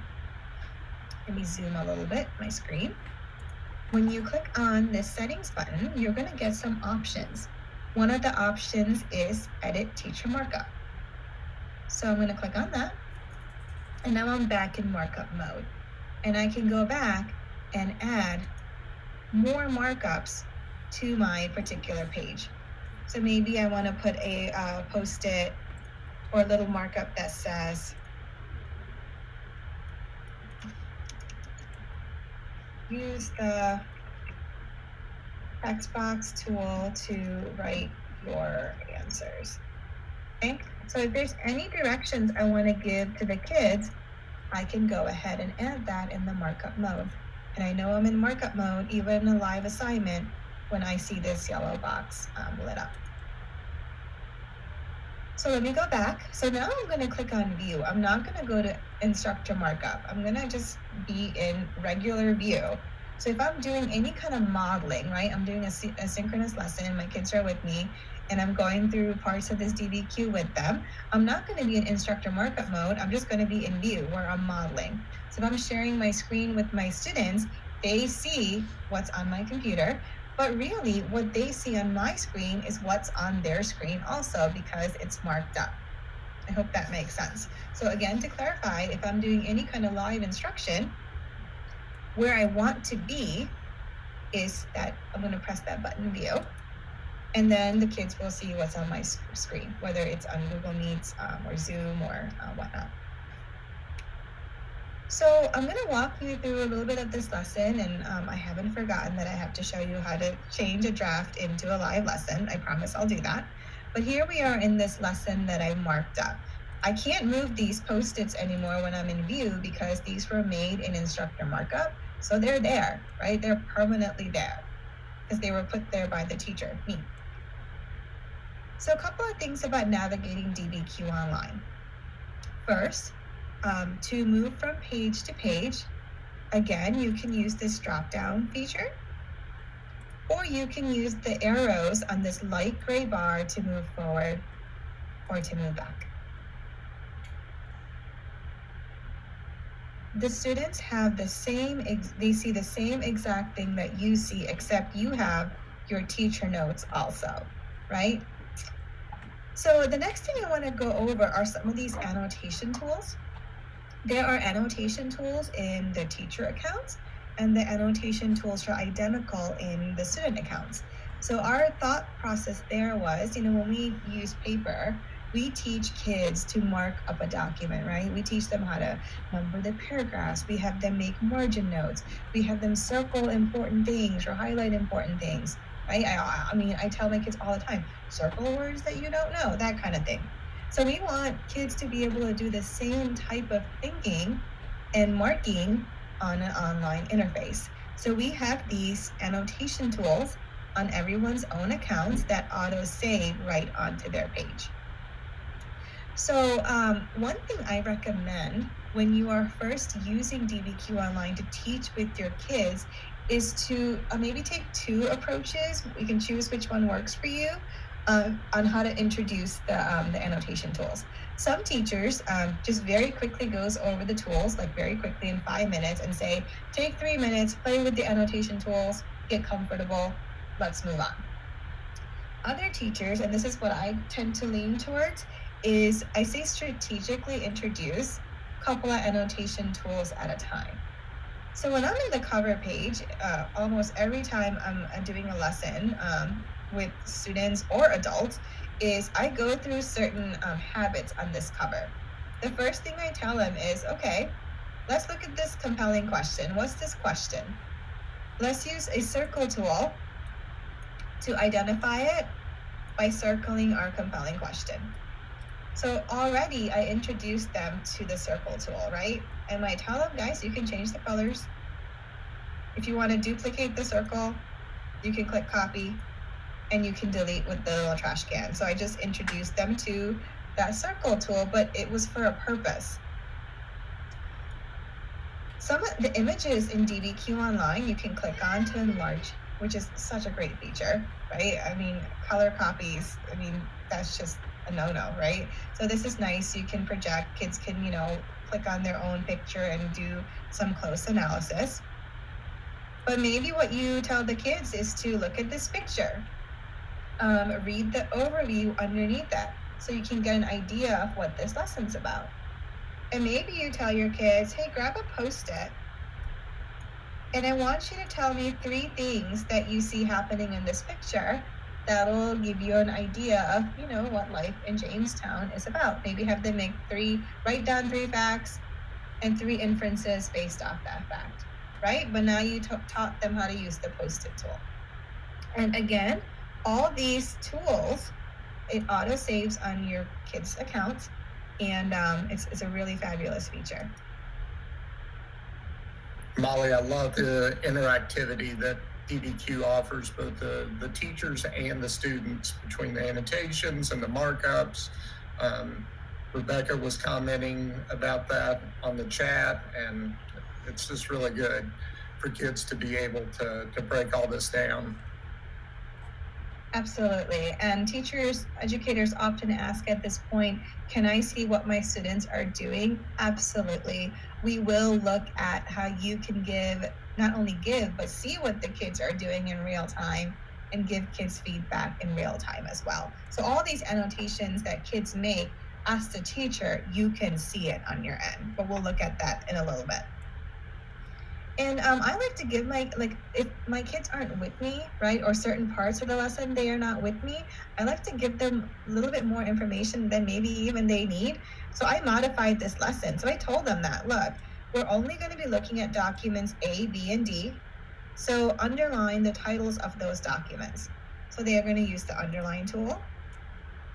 And they know they're going to look at document A. And I might say, if you want to save yourself some time, hit that copy button, and then you can get another line, right? So now they know how to use 3 of the tools, and I'll just introduce the other tools as we go. What we don't want is, spending 45 minutes just on the annotation tools, because time's valuable, and we want to use these annotation tools strategically and for, instructional purposes. Okay? All right. So that's the cover page, ladies and gentlemen. As Chip mentioned earlier, it's not part of the SixStep method, but it's a pretty, there's a lot of great information here.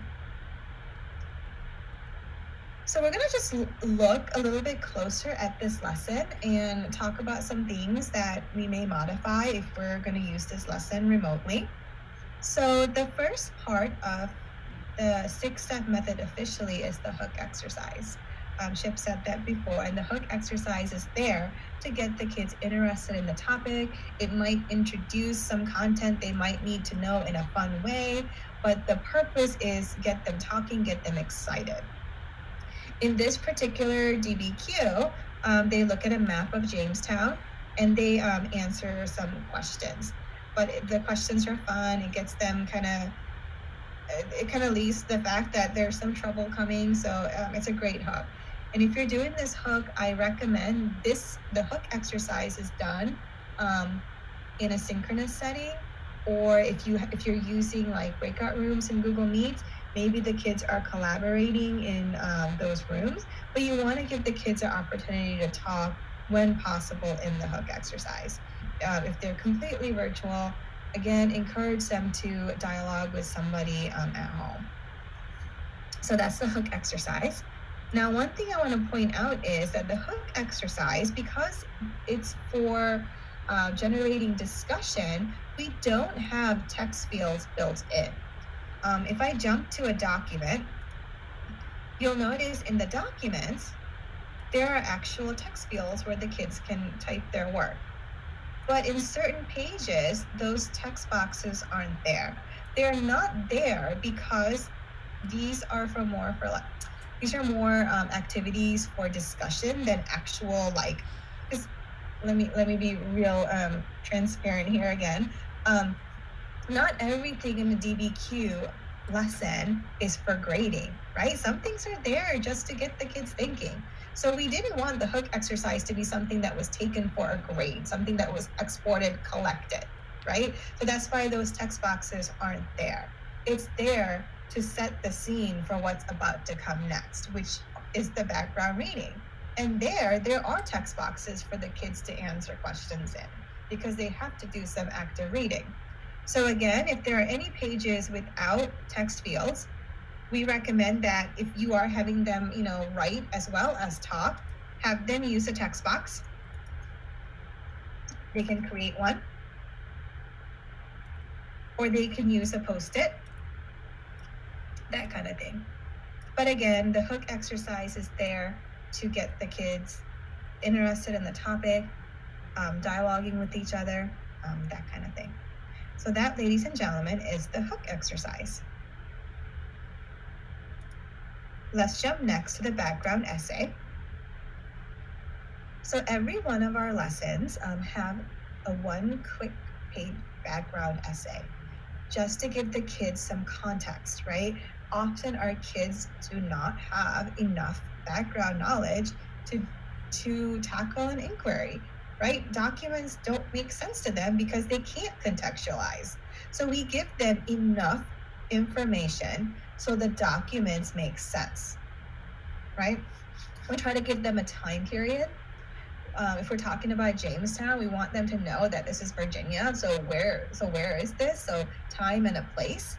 And it's almost like we set the scene with just a little story on what's happened so far, almost like a little trailer. So as Chip mentioned, we have audio. Early Jamestown. Why did so many colonists die? In the spring of 1607, again, something that you can turn on when you're creating lessons. That way, if the kids are doing this background reading independently and they need that reading support, it's there for them. It's another nice feature, Molly, and it also sounds like you guys had a real human being to record that as opposed to a computer-generated voice, so I like that. Absolutely. The readers are, we try to mimic the actual source. So George Washington will be George Washington. Harriet Tubman will sound like Harriet Tubman. If we have a British author, he or she has a British accent. So if you have speeches, poems that are meant to be heard, you can certainly do that with the audio feature. So a couple other things I want to point out here before we move on. Again, images you can click on to enlarge. Any vocabulary words you can click on to get definitions. And because we're browser-based, depending on your settings, you should be able to highlight, right-click, and look up words that way also. As the teacher, your kids wouldn't have this section, right? The teacher side, they would not see that. But you as the teacher can click on the teacher side, and there's all your content notes, answers, additional strategies, that kind of thing. So once again, educators, check out the teacher side as you're planning these lessons. There's often just fantastic ideas on the teacher side. Notice here, there's one of the things that we always ask our kids to do. Let me go back to the student side. We always ask our kids to write a little summary when they're done reading the background essay. It's actually on the next page. We do that because then they can use the summary as part of their introductory paragraph when they write the essay. We kind of trick them into writing. But notice when you go to the teacher notes, there are some, like if you have kids who need a little extra help, we have these sentence frames where they can kind of type in their answers, or you can give this to kids who need that kind of support too. So check out the teacher side, lots of great resources here as well. So ladies and gentlemen, if your kids are doing this, asynchronously, you can put some directions in. I gave my kids some very simple directions to do while they're reading. Typically, I ask them to read, a passage like this 2 to 3 times. I said in my post-it the first time, just read it for the big picture, just get an understanding. On the second read, I'm going to give them a task, right? Underline any possible threats or dangers to the colonists, because our compelling question is, why did the Jamestown settlers die? So maybe they can already start predicting some of those reasons in this background essay. So once again, use that instructor markup tool to help you, communicate additional instructions or even reiterate those directions if those students are not with you. So that, ladies and gentlemen, is the background essay.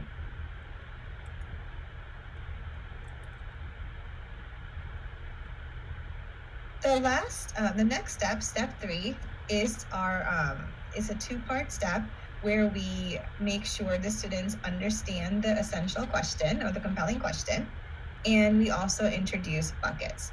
So people always ask us, well, why did you put this step in? It just seems like it's like a duh. Why are you doing this? They know the essential question. Early Jamestown, why did so many colonists die? They know that. Well, yeah, they know the question, but do they really know what the question is asking? Does every kid understand what the question is asking? Does every single kid understand every word in that question? Something a lot of people don't know about me is I was born in Sri Lanka, and my family moved here when I was in 3rd grade. And I remember my teacher telling me one time to leave the door open ajar. And I knew she needed me to do something with the door to prop it open, but I kept looking for a jar to prop the door open with, because I've never heard that word ajar before. The very first time I did DBQ with my students, with my 5th graders, we tackled the DBQ, how does the Constitution guard against tyranny? Well, I assumed my kids understood what tyranny meant, and they didn't. So document analysis was very difficult because they just didn't understand the task. So this is a little formative assessment here if you're doing the full lesson, right? You make sure the kids know exactly what their purpose is and exactly what they're trying to answer by going through these 3 prompts. Identify our question. So I'm on the teacher side here with the answers, right? What's the question asking? And they'll do this on their own or with a partner. So again, it's your formative check. Are they ready to see the documents?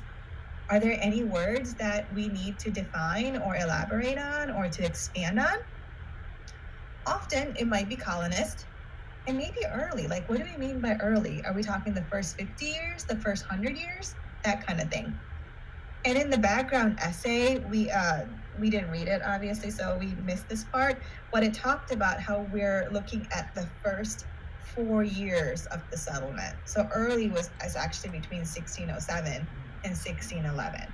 So we asked them to rewrite the question in their own words. What is this question really asking? And if they can write the question in their own words, then we know that they know what to do next. We know that we're not going to get 20 essays and we're going to read them and go, what the heck is this kid talking about? Because they misread the prompt. So I personally really, truly believe that doing step 3 well will make your DBQ experience a pleasant one. And not doing it well, or maybe skipping it, might, I don't know, put some, it might just kind of derail your plans a little bit. So that's the first part of step 3. Do you understand this question? If so, tell me what this question means in your own words. Molly, I think it's really important point that you brought up, especially with your own background and how that ties into JCPS and a district our size. I'm not exactly sure that this is the right statistic, but I think there are over 100 different languages spoken in our schools. So just making sure that a teacher is not using a phrase that confuses kids and that they really understand this question of what's being assigned is important. And Rebecca kind of echoed that on the chat. So appreciate you bringing that up. Absolutely. Even that word guard, and how does the Constitution guard against tyranny? Is guard a verb or is it a noun? What do we mean by that, right? I mean, so it's just a really important step.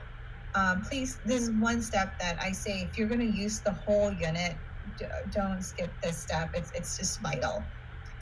So part of step 3 is also introducing buckets to our kids. We often go to conferences and we're known for our buckets, right? And the buckets, when I first saw them, I thought, I don't know. That seems a little primary, but they're fantastic because it just makes sense. So we tell the kids, look, guys, you're going to see documents. You're going to collect evidence. All the documents are going to, or all the buckets are going to do is help you collect your evidence and categorize or sort your evidence as you go. And they've been taught to sort since kindergarten, right? To classify in science. So buckets make sense. It gives them a way to frame their thinking. So in this case, there's 3 buckets. And if our question is, why did the Jamestown settlers die? The buckets would each represent a reason why they died. So what the kids might do is they might start off with real generic buckets. They're going to say, you know what, I'm going to look for 3 reasons.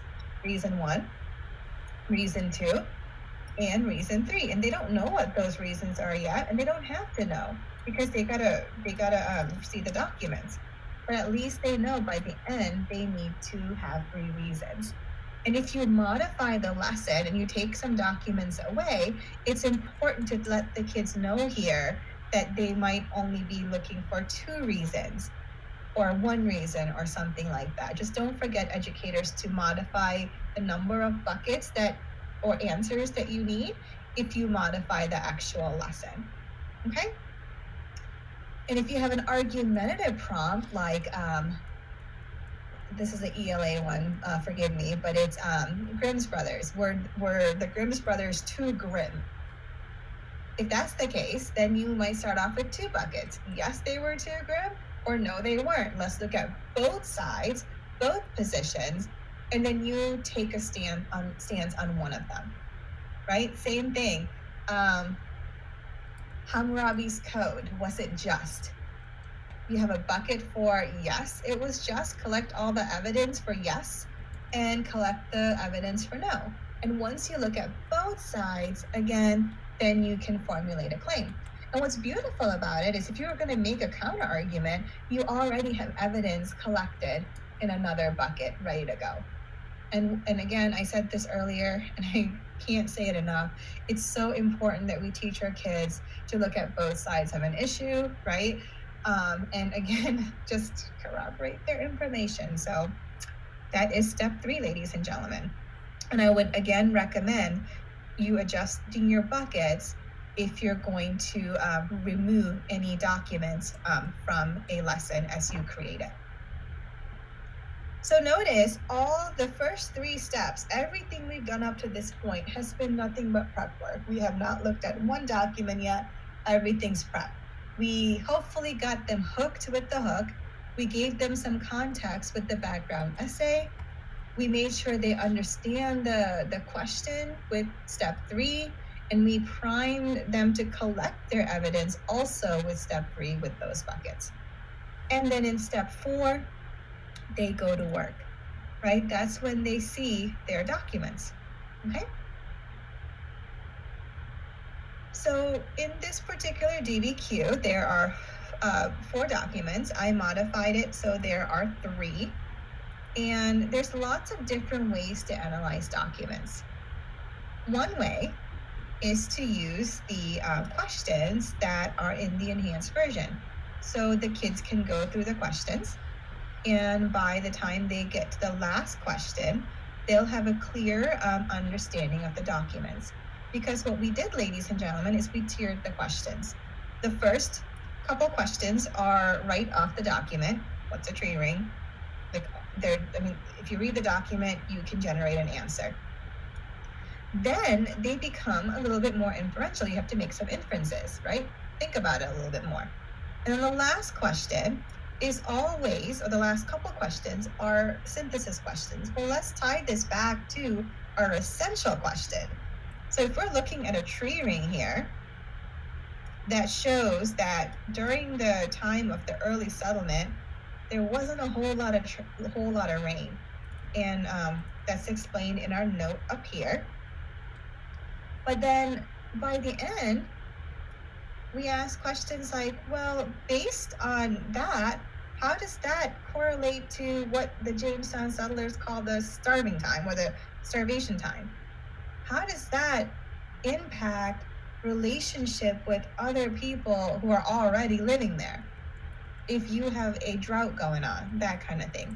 So the questions definitely become more difficult as they go.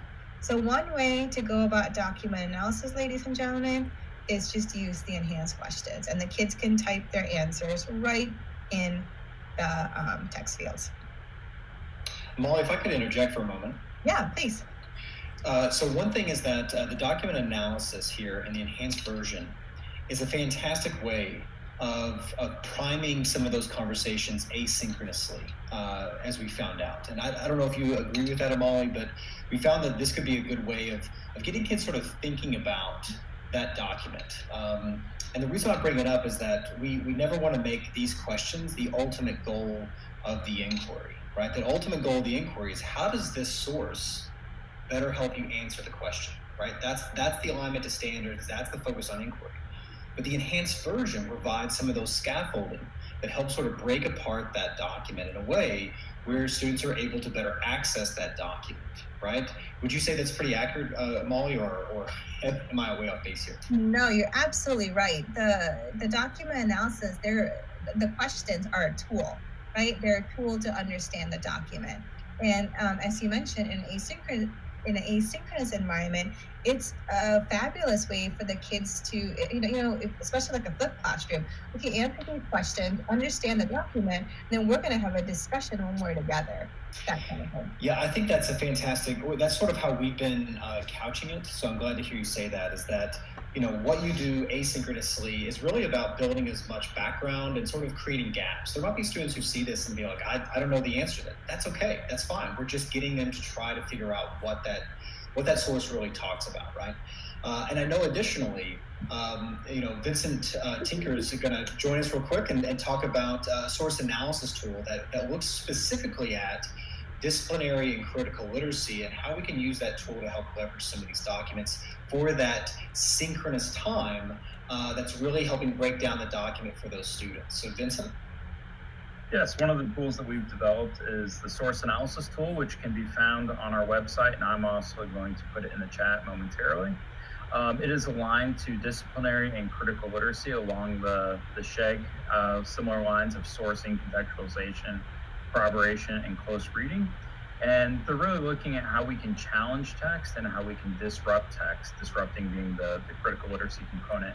And it's a set of questions that can really help provide focus and provide interesting discussion for our students. So when we're in maybe a synchronous mode for our students, they could really have really interesting conversations about these sources that'll help them pull new, interesting information and evidence out of the sources to use for their arguments.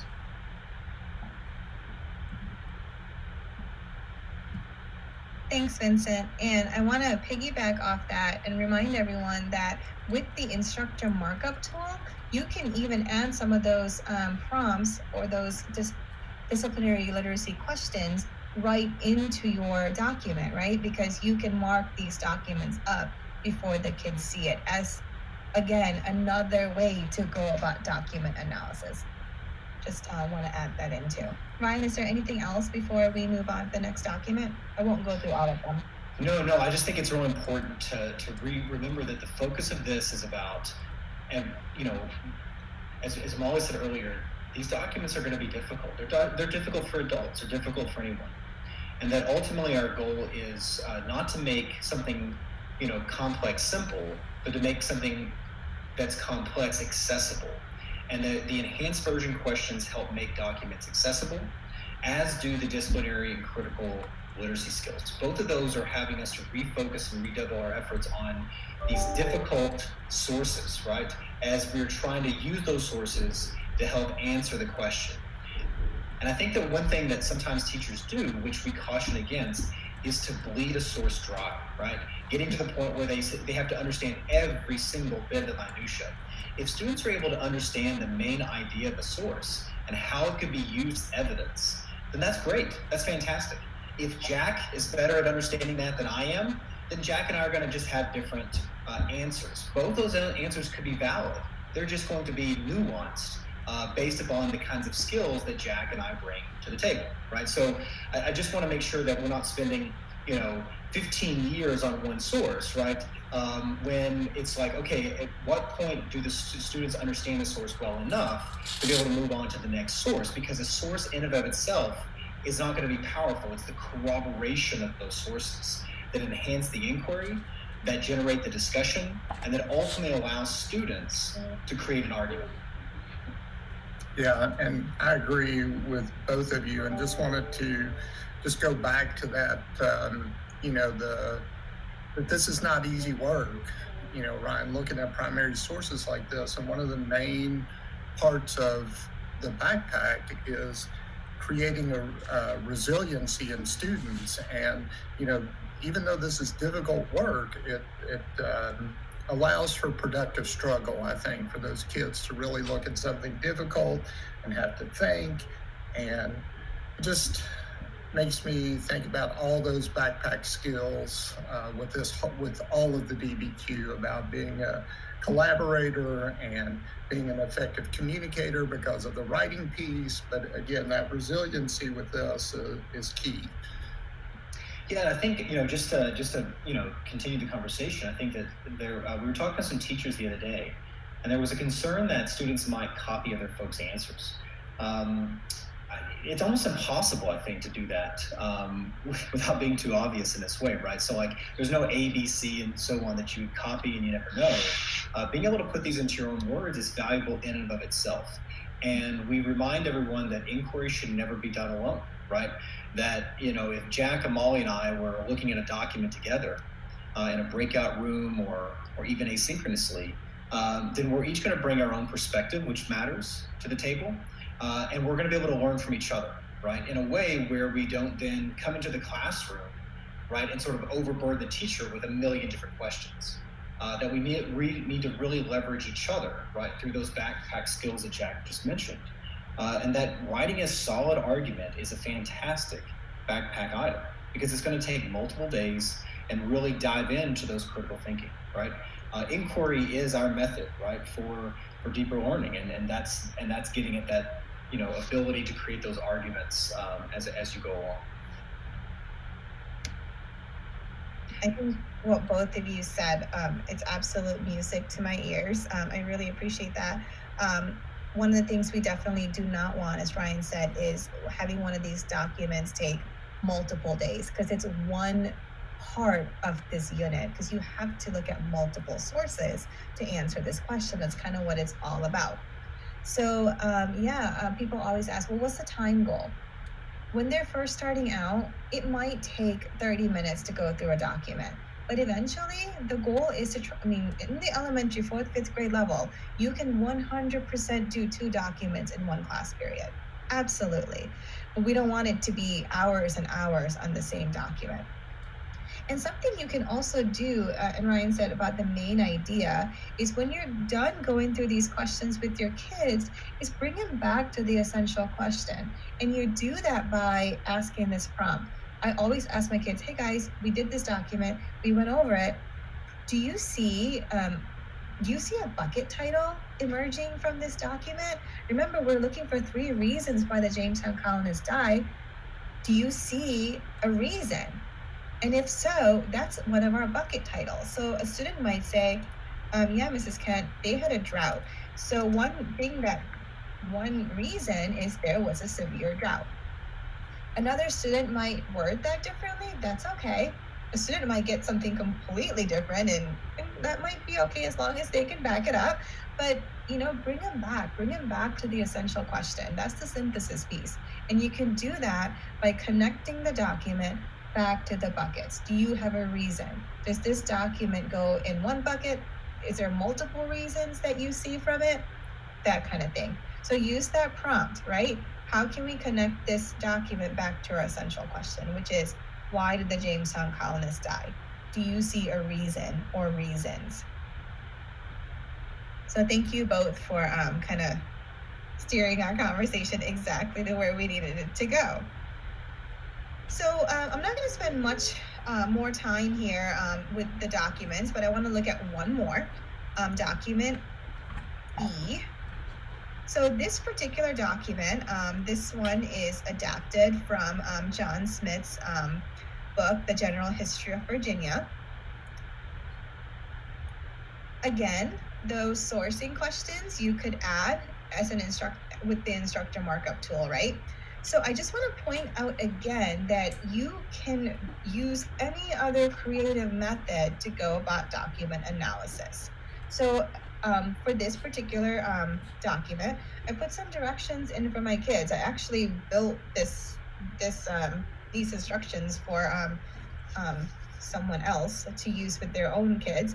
But just a little note, charts can be tricky to read. So I gave them some hints on how to read this chart, especially if they're doing this at home and they're coming back ready to discuss in class. I added some other prompts. If you were, going to Jamestown, which of these occupations would you find most useful? Or if you were going to Jamestown, do you see anything that's like redundant that you feel like you wouldn't need?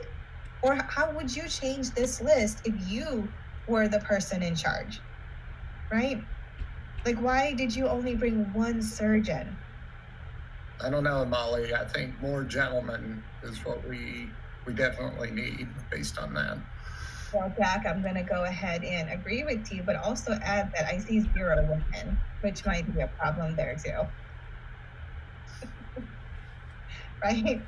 We might have kept everybody calm. So anyways, it's a wonderful document, but basically what the kids would understand once they go through these questions is that another reason why this particular establishment had some trouble in the beginning was they just had the wrong skill set, right? They lacked proper skills. They had possibly too many leaders, or just they didn't have farmers, so lack of settler skills. They brought the wrong people. So again, Educators, you are so creative at what you do. You have all these things that are already in your toolbox. Don't be afraid to incorporate some of those things that you already do into our platform. That's absolutely okay. We're not meant to be a script, okay? We're meant to be a tool. Speaking of tools, if you're using the elementary binder, I want to let you know, this is only in the elementary binders, ladies and gentlemen. If you go in the teacher support section and you click on that and you scroll to the very bottom, there's something that we have created called document task cards. Again, these are only in the elementary binder. And if you click on that, there are just additional tasks or just other, I call them inquiry stations, but other things you can do with the kids with that document. So maybe you're pulling a group and you just want to go about document analysis in a different way, or you want the kids to do, you know, some sort of collaborative work in breakout rooms. You can take what's in these task cards and put it on your document. So let me jump to the Jamestown DBQ. Oops, went too far. Let me scroll down. So for document D, the one we haven't looked at yet, here are some additional directions or additional tasks that the kids can do. I can copy these, and next time I go to, you know, my when I'm planning, I could add those directions. Obviously, I'm not in teacher markup mode right now, so this wouldn't transfer over to the kids' pages, but I can put those directions right on the page. So you have some other ideas and options for small groups, just anything else that you want to do with these documents. And I want to remind everybody again that that's only in the elementary binders, and they're at the section where it says document task cards, just by going to teacher support. And those tasks can just be put right into the documents. And they're just another tool. So that is step 4, ladies and gentlemen, right? It is going through these documents. And we only looked at 3, and we didn't really look at it in close detail. But in this particular chart, the kids are gonna see some other reasons why the Jamestown settlers died. In particular, they could not get along with the people who already lived there, right? There were already Native Americans living there. It was their land. They came over, and they couldn't get along very well with them. So another reason.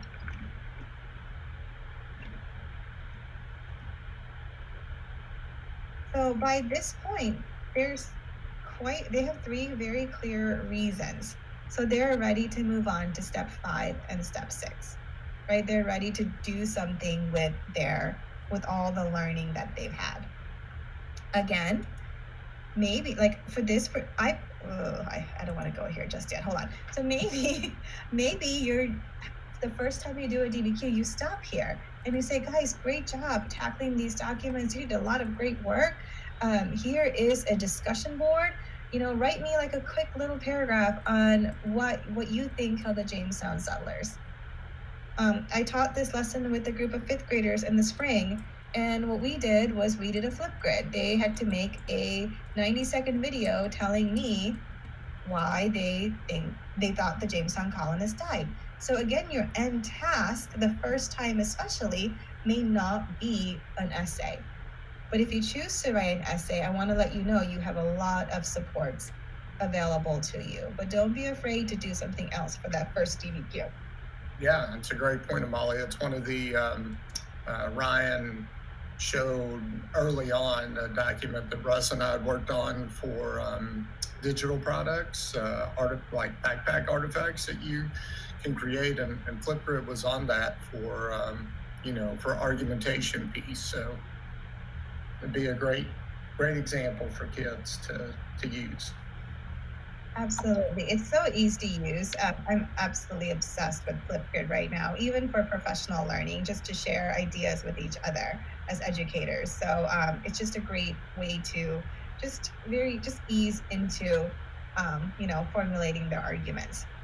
And it goes back to something else that Russ and I were showing. A lot of this obviously lives in DBQ Online, but you could easily add that as an assignment back into your Google Classroom if you wanted to do something like that with your students. Exactly. And you can, there's just so much you could do with this, right? We can't have and when we do a live training or live instruction with DBQs, my kids would always debate everything. We would do it like a Socrative seminar, or we would have an actual debate. And it's hard to do that virtually, but if you have them, share their claim on Flipgrid through video, and you could have the class or a couple of classmates comment on them, you can still have that dialogue between students, right? Students agreeing and building on people's claims, or cordially disagreeing with their claim and backing up with why they think what they think. So again, bring your creativity to it. It's not a problem. We're not a script. But I want to mention though, if you choose to write the essay, that's where steps 5 and 6 comes in. It helps the kids formulate or generate their thesis, and step 6 is all about writing. When I made this lesson, I turned on every scaffold I could possibly turn on. So one of the things I turned on is the essay builder. You do not have to use the essay builder by any means, ladies and gentlemen, but it's there for scaffolding if you need it. A lot of teachers like to use the essay builder the first time they do an essay with their kids, and then a lot of kids just were like, we're good, we get it, just give us the essay outline. And then some kids are like, I need it, and you can kind of differentiate. So the essay builder takes step 5 and step 6 and kind of combines it together. So here is the first page of it, and step 5 of the DBQ method is coming back to the buckets, as Chip mentioned. So now the kids do not just have reason 1, reason 2, reason 3. They have clear reasons. One was a drought. The second was the lack of settler skills. If I can spell that. And the second one was conflicts with the Native Americans. Let me capitalize that, sorry. Okay. But what happens when you're using the essay builder is whatever you put as the bucket titles, it automatically transfers over to that chicken foot that Chip showed you all earlier. And the chicken foot is how we generate a thesis. So here we are, we have our 3 reasons. And what we do here at the stem of the chicken foot is we take the essential question and we reword it. So if our question is, why did the Jamestown settlers die? Then our stem is, Jamestown settlers died because. It's that simple. Now, is this a fantastic, super sophisticated thesis? No, but it's a clear claim. So here, my kids have a claim now. Jamestown settlers died because of a drought, the lack of settler skills, and conflicts with the Native Americans. It's that simple. And if you're writing the essay, well, here's your roadmap. Body paragraph 1, body paragraph 2, body paragraph 3. So now they know exactly what to write in each body paragraph, and they have a clear claim to carry that paper over. So that, ladies and gentlemen, is the first part of the essay builder. Sorry, I interrupted someone. No, that's okay, Molly. I was just, I love this part of that to help students kind of guide their way into making that kind of claim. But the tech side of me was noticing the bottom right corner of that that continually says saved all the time, so that students don't have to worry about losing their work in here. If you go back and edit, I guess James Settlers died because it'll show that. Absolutely. It's really good about auto saving because that's the worst, right? When you're a kid, you work really hard and your work's gone. So, or a teacher. So absolutely. And speaking of the tech side, what I also really love about the essay builder and just DBQ Online in general is the organization part of it. When I taught 5th grade, and often I had some kiddos who were notorious for losing stuff. My own daughter, who's in 6th grade, when she has a backpack, I'm afraid to open it, right? But what's nice about this is all their work is in one spot. I don't have to worry about document B being in their locker or their desk or stuck to their shoe. I can click on it and they can go see exactly what they have done. They can refer back to their work. So it's right there in one spot for them. And they can very, kinesthetically drag and drop the documents that supports each bucket. So when it's time to write, they know exactly which document they need to refer to. And document D actually had some information about the drought as well. So they can do that. And then they move on to the next page. And notice now, the documents are organized differently. They're organized by the big idea or by that bucket. So they know in their first body paragraph, they need to use information from document A and D. And their second paragraph from document B, because they already dragged and dropped it. So it just really helps kids who need this kind of structure with writing have it. That way they can build their confidence. And then when you take the scaffolds off, the training wheels off, they can continue to flourish with their writing. So that's the essay builder. And in this page, they're going to start extracting their relevant evidence to go in their essay. And in the next page, they start writing their outline. Now I turn on that guided essay also, which is the sentence starters. Again, I turn on every single scaffold under the sun. You can shut some of these things off, educators. But here, because I turned the guided essay on, I even give my kids sentence starters to help their writing.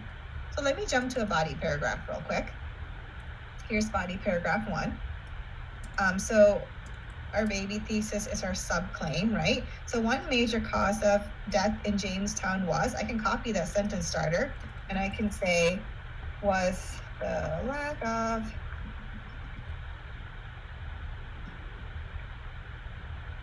Now, I chose to talk about the settler skills in my first paragraph. So when I'm going to go into evidence, I'm going to change that. It's not document B. I'm not going to use this sentence. I might use something else. I might say something like, the chart in document B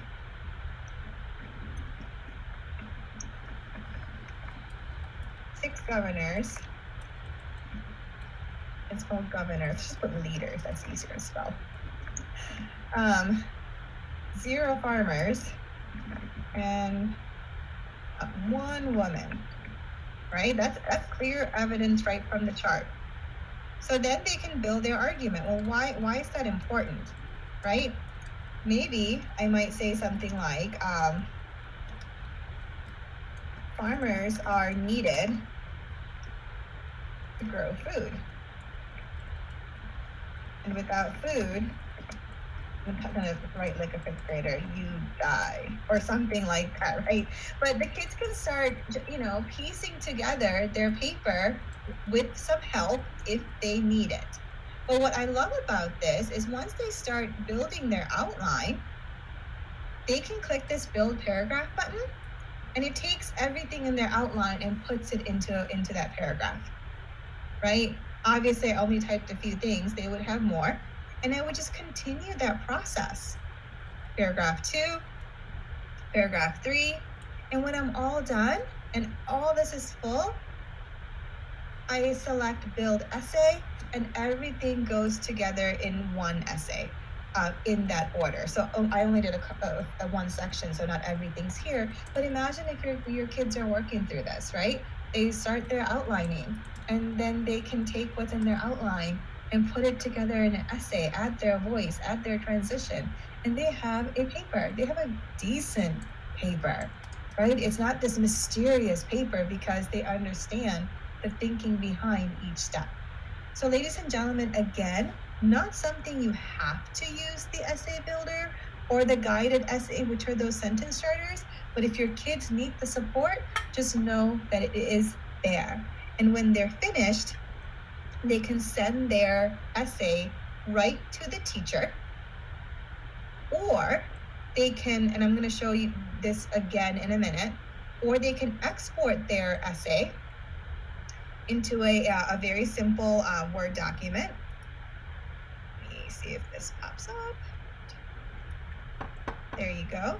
Which they can convert to a Google Doc or copy and paste into a Google Doc, and they can submit it to you that way. But I do want to let you know that you have some options when it comes to collecting this essay. I'll show you in a few minutes what sent to teacher will look like. But again, know that you can export the work out also. But that was my very, very long-winded, I apologize for my long-windedness, explanation of the SixStep method in action, but also what it might look like in a remote environment.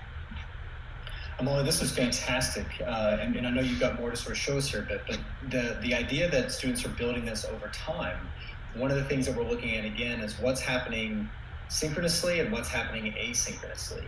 And I can see being able to, work with documents, right, and with writing during that synchronous time, because that is the skill component where we need a more knowledgeable other for you Gotsky fans in the audience, right? And that this is one way where you can sort of show students how to do this, why that thinking is there, and then push that right off into their asynchronous learning, right? So that they're then populating these elements that you could then return to and be able to talk about in your classroom setting, right? So I think it's very important to think about as you're going through what's happening synchronously, what's happening asynchronously, right, for that virtual option.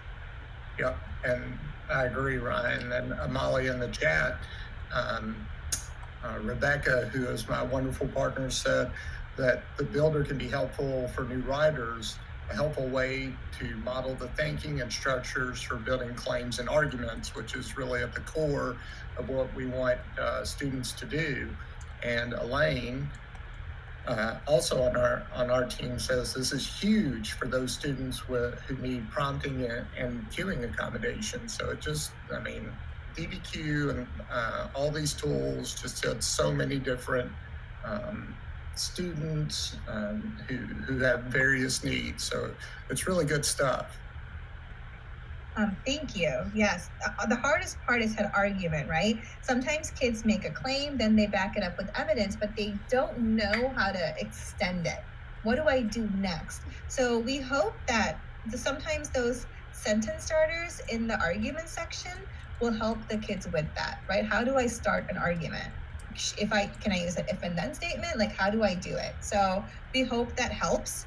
But again, that's just a deep dive into the SixStep method and using DBQ Online with your kids remotely. Before I go into managing student work, giving feedback, and what the student side looks like, I want to point out that I didn't show you how to change a draft lesson into a live lesson. The way you do that is you go back to your settings icon, and you go back to, you click on edit, and it's going to take you back to that page, right, where you built the lesson. And you're just going to scroll down. And this time, instead of selecting save, you're just going to select save and assign. And now that lesson is live for the kids, okay? And again, you have these sample essays, as I mentioned earlier. These sample essays are, they're automatically off. So when you want to show it to a kid, you're just going to turn it on, and you can control when you shut that off. But what's nice is if you want to show the kids what a good sample, like an exemplar writing looks like, you have writing already done for you. So I can show this to my kids and say, look guys, I want you to highlight how this particular author cited their source. I want you to highlight in blue the subclaims in this body paragraph. Did you start your body paragraphs with a subclaim?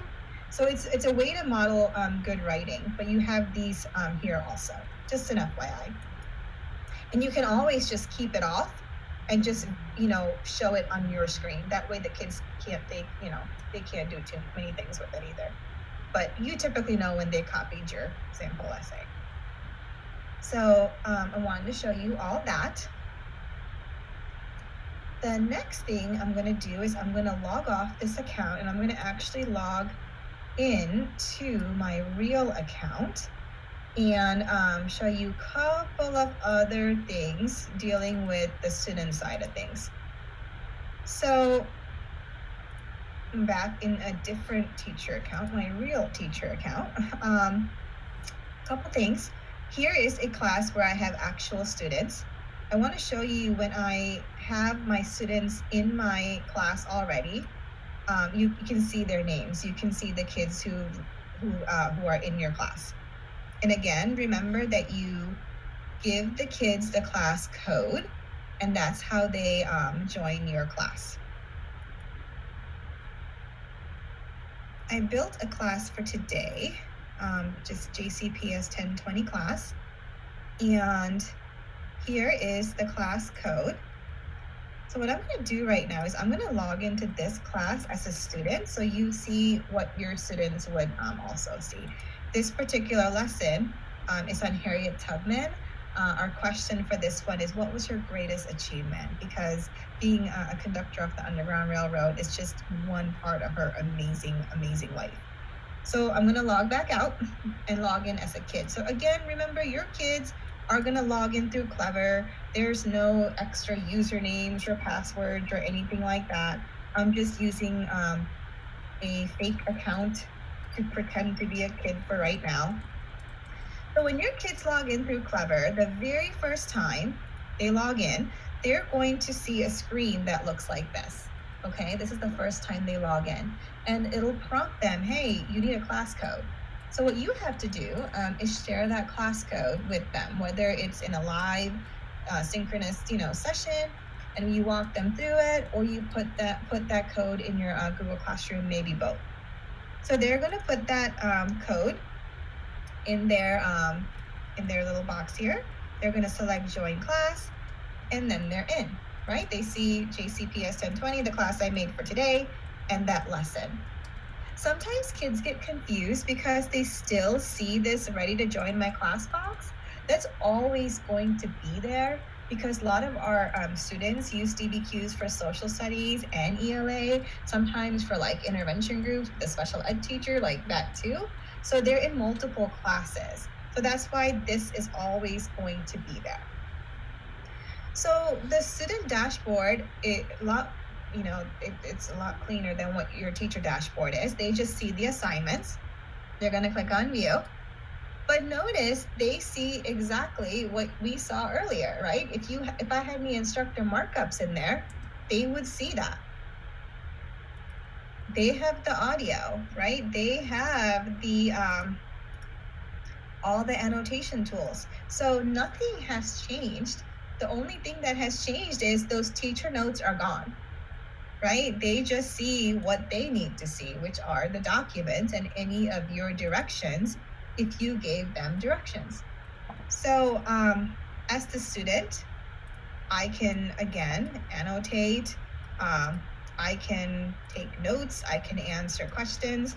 I'm just going to write something here real quick just so I can show you how quickly you can see student work. Let me just put sample student work 1020, so you know I'm doing this live, right? Just gonna randomly write some things here. So here I am as this kid working on my page, okay?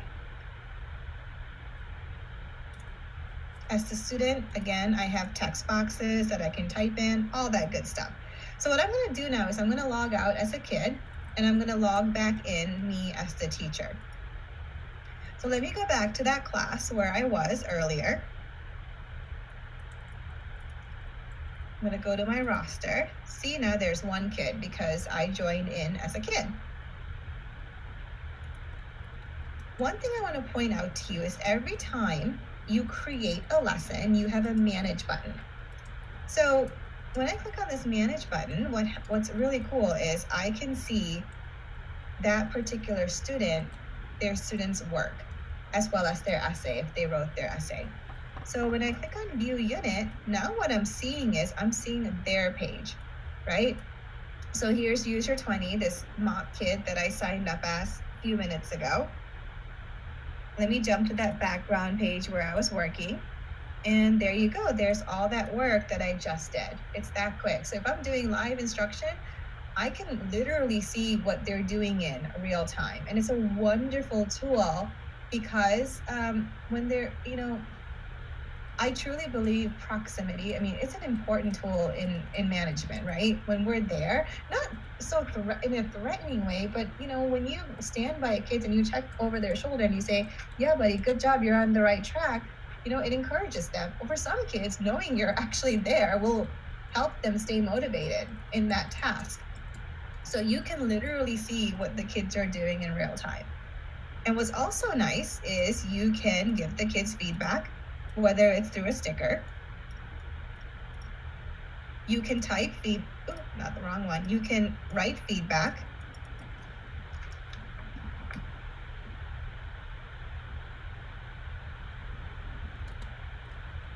Whatever you want to write, you can do that. But what's also really neat is with DBQ Online, all the things that we say all the time, over and over and over, you can preload. That way you can give feedback just a little bit faster when you're working with your kids, just to save yourself a little bit of time. So I want to let you know that this tool is available to you. Like right now with DBQ Online, the ability to see what the kids are doing and give them feedback in real time. So let me log out, and I'm going to log back in as that kid. Molly, those feedback features are fantastic. And I mean, who doesn't love a sticker? My laptop is covered with them right now. So. Oh, that's awesome. Sometimes I worry that, sometimes kids get too cool, but they're not. They love stickers. I love stickers. You're never too cool for stickers, ever. So here I'm back logged in as that mock student. So let me go back to that background page. And there you go. There's all that feedback, ladies and gentlemen. It's there. So nice feature to have, and it is fast. It auto-populates right away. Now, as the student, I can never remove anything, right? But what I can do is if I want my white space back to work and, write some margin notes, I can go up to layers and I can go ahead and just turn the teacher feedback off, just kind of hide them. So now all I see is my work, but I can't delete them. When I want to see what my teacher said, I can bring them back. And that's only there if you need that white space and you need that clutter-free page for your own peace of mind. I know I get a little nervous when I don't have enough white space on my page. So that's just there for your students also. They can hide some of the things that they have. So that's something I wanted to show you. I'm going to show you a video in just a second that will show the feedback feature on the essay a little bit better. Then that way I don't have to type essays and go back and forth. I think the video will do a good job. So before I do that, Ryan, have I missed anything so far on the online platform? I know you've sat through this training probably more often than you wanted to.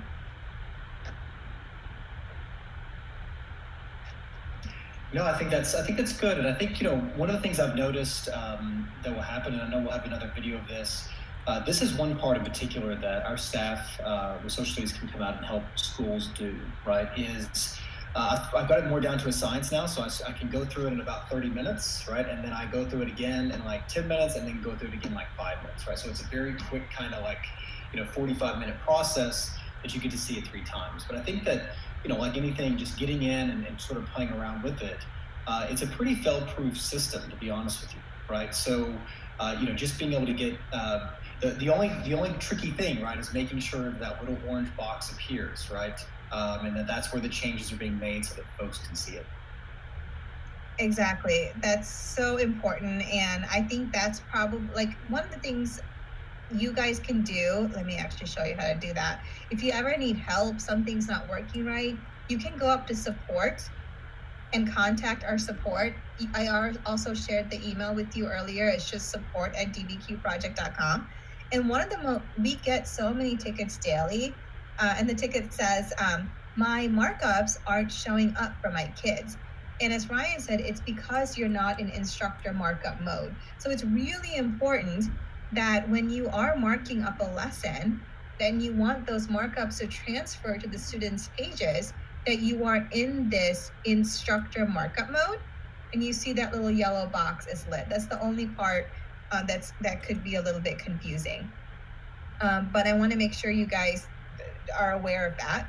And if you have a lesson that you have marked up and you love it and you want to keep it for, another year, again, in that little sprocket, you can save it as a template. And that way you can, use it year after year, and those markups stay when the platform gets purged with data, during the summer. Same thing, if you have a lesson that you like and you want to use it for other classes, maybe you teach American history 3 times, or you want to duplicate the lesson and just change the differentiation for another group, you can copy it to other classes as well. So you have some, features there to help also, just to let you all know. So if there isn't anything else, what I want to do next is just kind of go over the feedback feature just a little bit deeper, and then we'll start wrapping up. Hey there. In this video, Rebecca and I are going to demonstrate how to use our dynamic, interactive feedback tools. Whether you're home grading, working in a distance learning situation, or you're in class, we think they'll be a big help. Okay, so to start, you'll see we have 2 kinds of feedback: unit feedback and essay feedback.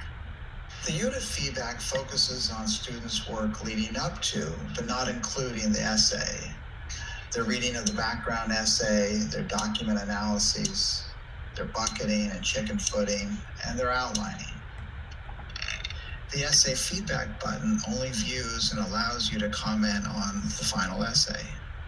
You'll see that we've preloaded a bunch of comments. You can remove these, you can edit and rewrite them, or you can add and save your own comments. This way, you don't have to retype the same comment every time it arises. We've also preloaded stickers.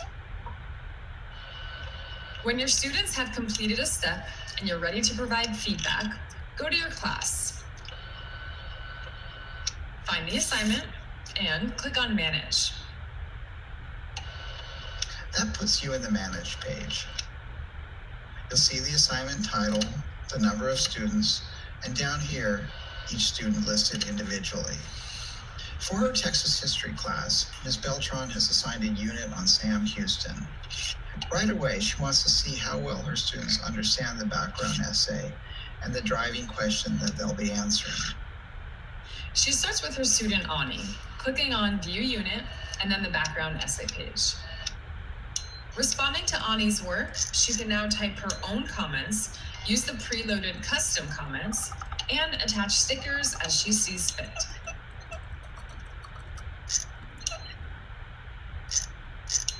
When Ms. Beltran is ready to move on to another student, she clicks on Next Student here, or by clicking on a particular student. Either way, she is taken to the same page in the next student's unit. In this way, a teacher can give feedback and view every student's background essay pages, for example, or their document A analysis. This is especially helpful if a teacher is assessing a particular skill like map reading or dealing with point of view and sourcing. On the student's end, Ani can click View and see if her teacher has provided feedback. She cannot delete or even move Ms. Beltran's comments, but she can turn off her teacher's feedback and then turn it back on again. So for Ani and all of her students, Ms. Beltran can provide feedback throughout the unit with the background essay and the document analyses. And if she has included our essay builder in her initial assignment setup, she can also follow students as they work from tab to tab, from bucketing to chicken footing, extracting evidence, and outlining their essays. On the Manage page, when the button is orange, Wait, That's red. That's totally red. Anyway, when it's not blue, it means a student or students have turned in their essay draft. Clicking on it, she scrolls down and sees who has submitted a draft and when. This empty blue circle here indicates that their essays need feedback. When she clicks on the orange View Essay button, she is automatically in essay feedback mode. The commenting tools on the essay are a bit different from the rest of the unit. To add a comment, Ms. Beltran first has to select a, then she clicks Add Comment, and a comment box opens up on the right. She can either type her comment or use one of the preloaded comments. Either way, these can be color-coded. Ms. Beltran likes to give each comment its own color to help students more easily track them. When she's done commenting on a student's draft, she can either click Feedback Complete or Send to Student. With the first, the students won't get her feedback until Ms. Beltran goes to the Manage page and clicks Send All Essay Feedback. Doing it this way allows Ms. Beltran to return her feedback to all of her students at the same time. Down here, she can see whether and when she has provided feedback. This allows her to collect a student's essay, This, that a student needs feedback. and this, that feedback has been given. These get updated with each round of revision. Just want to add that the collect student essay is a new feature. So this is, for example, before we had this feature, educators always had to wait until a student submitted an essay to them, right? Whether it's by exporting or by pressing that button, Send to Teacher. This way, you don't have to wait. Maybe you have a kid who forgot, or maybe it's deadline and you want to get the assignments. So you have the power to kind of take the essay if it hasn't been submitted. So that's why that button is there now. It was something that we added on this summer. And feedback. Up here, she can export all of the essays, letting her grade them in Canvas, Schoology, Google Classroom, or whatever learning platform her school uses. With this, she can collect all the essays at one time. Here, she can send all essay feedback at once. And right here, she can close the assignment, which turns off the ability for students to be able to send more essays. To reopen the assignment, she can still click Open next to each student's name. Let's take a look at another student's essay. This is Sophie's first draft, and Ms. Beltran wants to give her feedback so Sophie can make revisions before submitting the essay for her final grade. After highlighting a word or passage, Ms. Beltran clicks Add Comment, using our preloaded comments or simply typing something here. When she finishes giving Sophie feedback, she clicks here or here and moves on to another student. But let's say Ms. Beltran wants Sophie to go back and give the document a closer look. To do that, she goes down here to the taskbar and clicks on Unit Feedback. After adding a comment, she can easily return to the essay. A couple things to note. After you've sent feedback and you're waiting for a student to revise her essay, you're not going to be able to add comments to the prior version. When you try to highlight a section, like I'm doing here, no comment box appears. You have to wait for the student to revise her essay and then click over to version 2. And here you can make comments.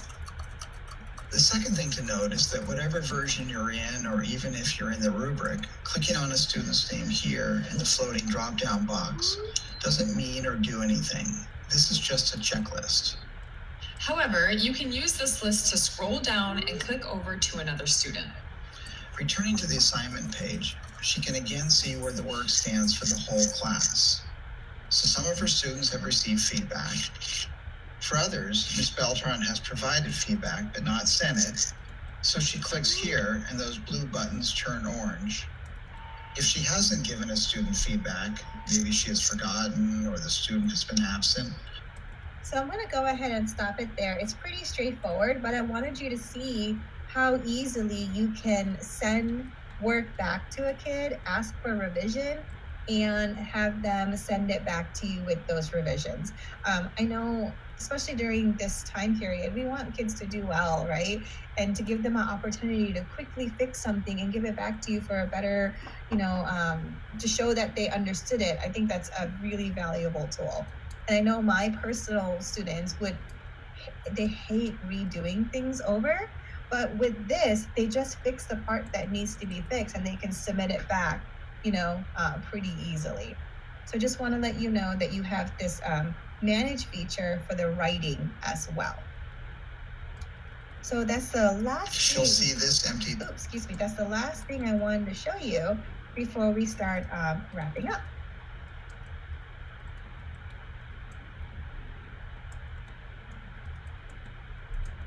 So before we stop for question and answers, I showed you guys how we made a DBQ lesson and we modified it to use with our classroom or kids who are in a remote environment. So I hope this particular slide is useful for you when you're planning your first lesson.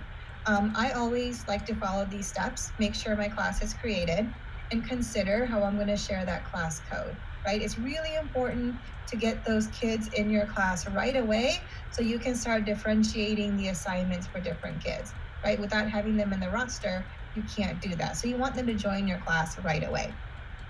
So what we recommend when you're planning for your first assignment is you start thinking about, well, which version do I want to use, EV or CV? Let's make sure we use at least 2 sources, right? Because that corroboration piece is vital. So I would, you can modify one of our DBQs from 4 documents to 2. That's totally fine. But I would steer away from 1. Okay, but we recommend maybe 2 for the first one. What additional supports do you want to turn on? Do you want to turn on that audio, or do you want to turn on the essay builder if they're writing a whole essay?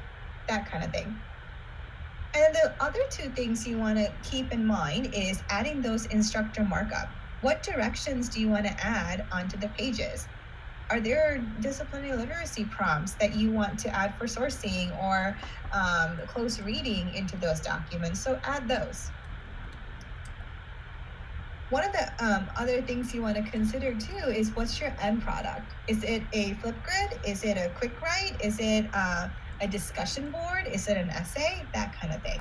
And communicate that with your students very clearly. If they're not writing the essay, well, take the essay page away when you're making that assignment.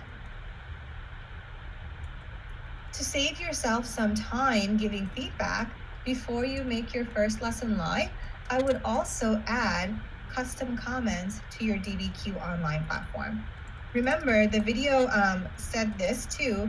It already comes with some comments built in. You can keep them, edit them, or delete the ones that are there. But these are just some things to think about as you are planning for your first lesson. Ryan, is there anything you want to add about that? No, I think that's spot on, right? I mean, part of this is that, like any other tool, this is one way of sort of moving forward, right? Again, this is an optional piece that we're trying to sort of solidify across the district here, right? Both in and virtual. So what I would suggest is just to reiterate what you suggested is to start small, right? Students need to have, this is one more platform students are going to have to figure out, right? We know that's a problem. So being able to start small, perfect, right? Just being able to get access to those sources, right? That's what we sort of need. And this provides a way of scaffolding those sources and then making those sources accessible as we talked about earlier. So no, I think it's spot on. Great. I know some teachers, just to get the kids logged onto the system, may just do just one passage. Let's just look at this little hook exercise real quick. Let's just get you logged in. And then afterwards, they start making their next lesson just to get them rostered into their class. So yeah, start small and then build on it every DBQ, right? Think about what instruction, what are you trying to model? Are you doing something with particular type of sources? Are you looking at maybe speeches? Are you looking at sourcing in particular this time? So just kind of pick something like your instructional focus and build on each DBQ. So before I hand you all back over to your curriculum team, I just want to remind you again that you have tons of support from us, including screencasts, webinars, all those wonderful things. They are here on the DBQ Online platform. We have 30-minute webinars happening every day. So if you want just a refresher with a live person, of course your curriculum team is available. We have them happening every day too that are open to anyone in the country. So you have that. You have all these PD videos, which I didn't show you earlier, but we have videos for all of our 6 steps. So if you want to see the hook exercise, the background essay in a little bit more detail, you have those videos. These are about 5 to 10 minutes long. And then you have skill builder videos. Ladies and gentlemen, I absolutely love these, but they're just great videos for different skills. Like, what if you have a poem as a document? How do you teach kids to interpret a poem? How do you teach kids to read charts? So check these out. Just great tools. And as I mentioned before, we have a support section too, where you have all these screencasts for you. For example, here in the annotation basics, you have little videos on annotations.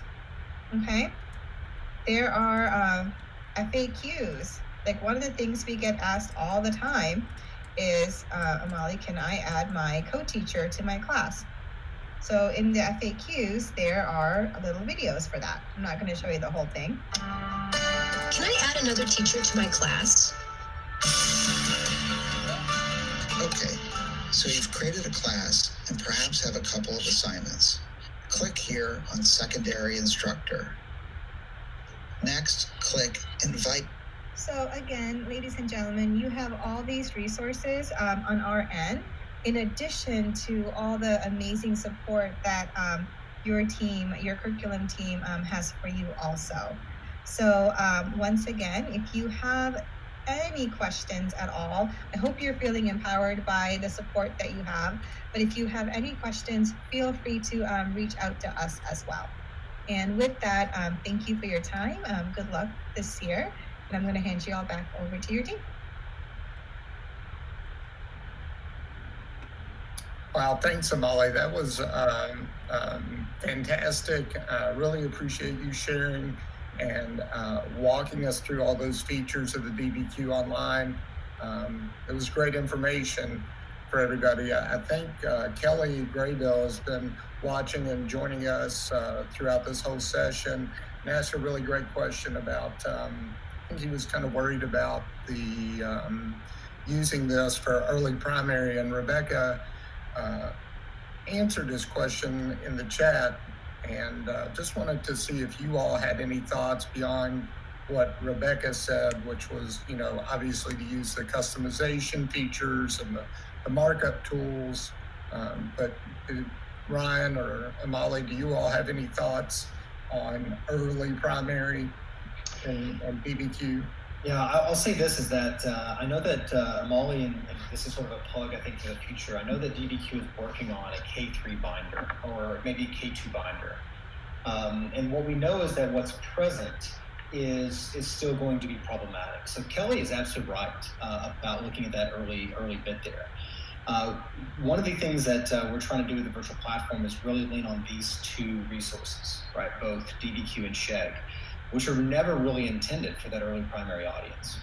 That doesn't mean that, you know, just like any kind of platform, there's always some hole in it, right? There's always some shortcoming.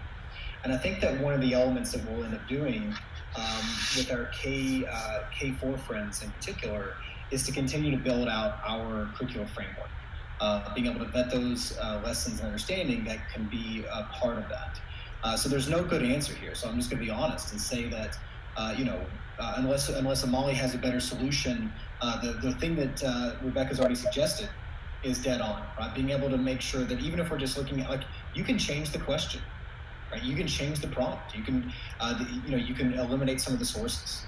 So even just in the early audience, and we're more than happy to help do that piece, right? So if we need to have some kind of customization where Rebecca Vincent and I, or even Amali, can help join, we'll make that happen for our primary folks.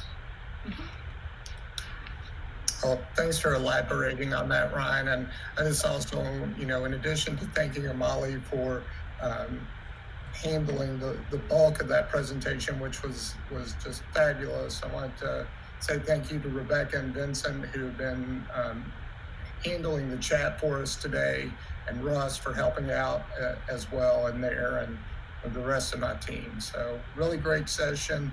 I think that was about it, unless there was anything else, Ryan, that you wanted to add. I was just going to show everybody the virtual learning the schedule for the rest of the day, the rest of the week before we signed off for lunch.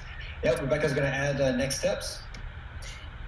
Thanks, Ryan, and thanks, Jack. And Molly, thank you so much for the tutorial that you've given us and just giving us so much to look at and something to think about. And we are excited about DBQ's opportunity to provide support for teachers and for students to develop claims and arguments and to practice the much needed sourcing that our students need to do, the skills they need to do that well as citizens. So for the future, we will have some office hours that are coming because Molly and other instructors are going to be providing opportunities to be thought partners and troubleshooters in thinking about how you're implementing DBQ in your classroom.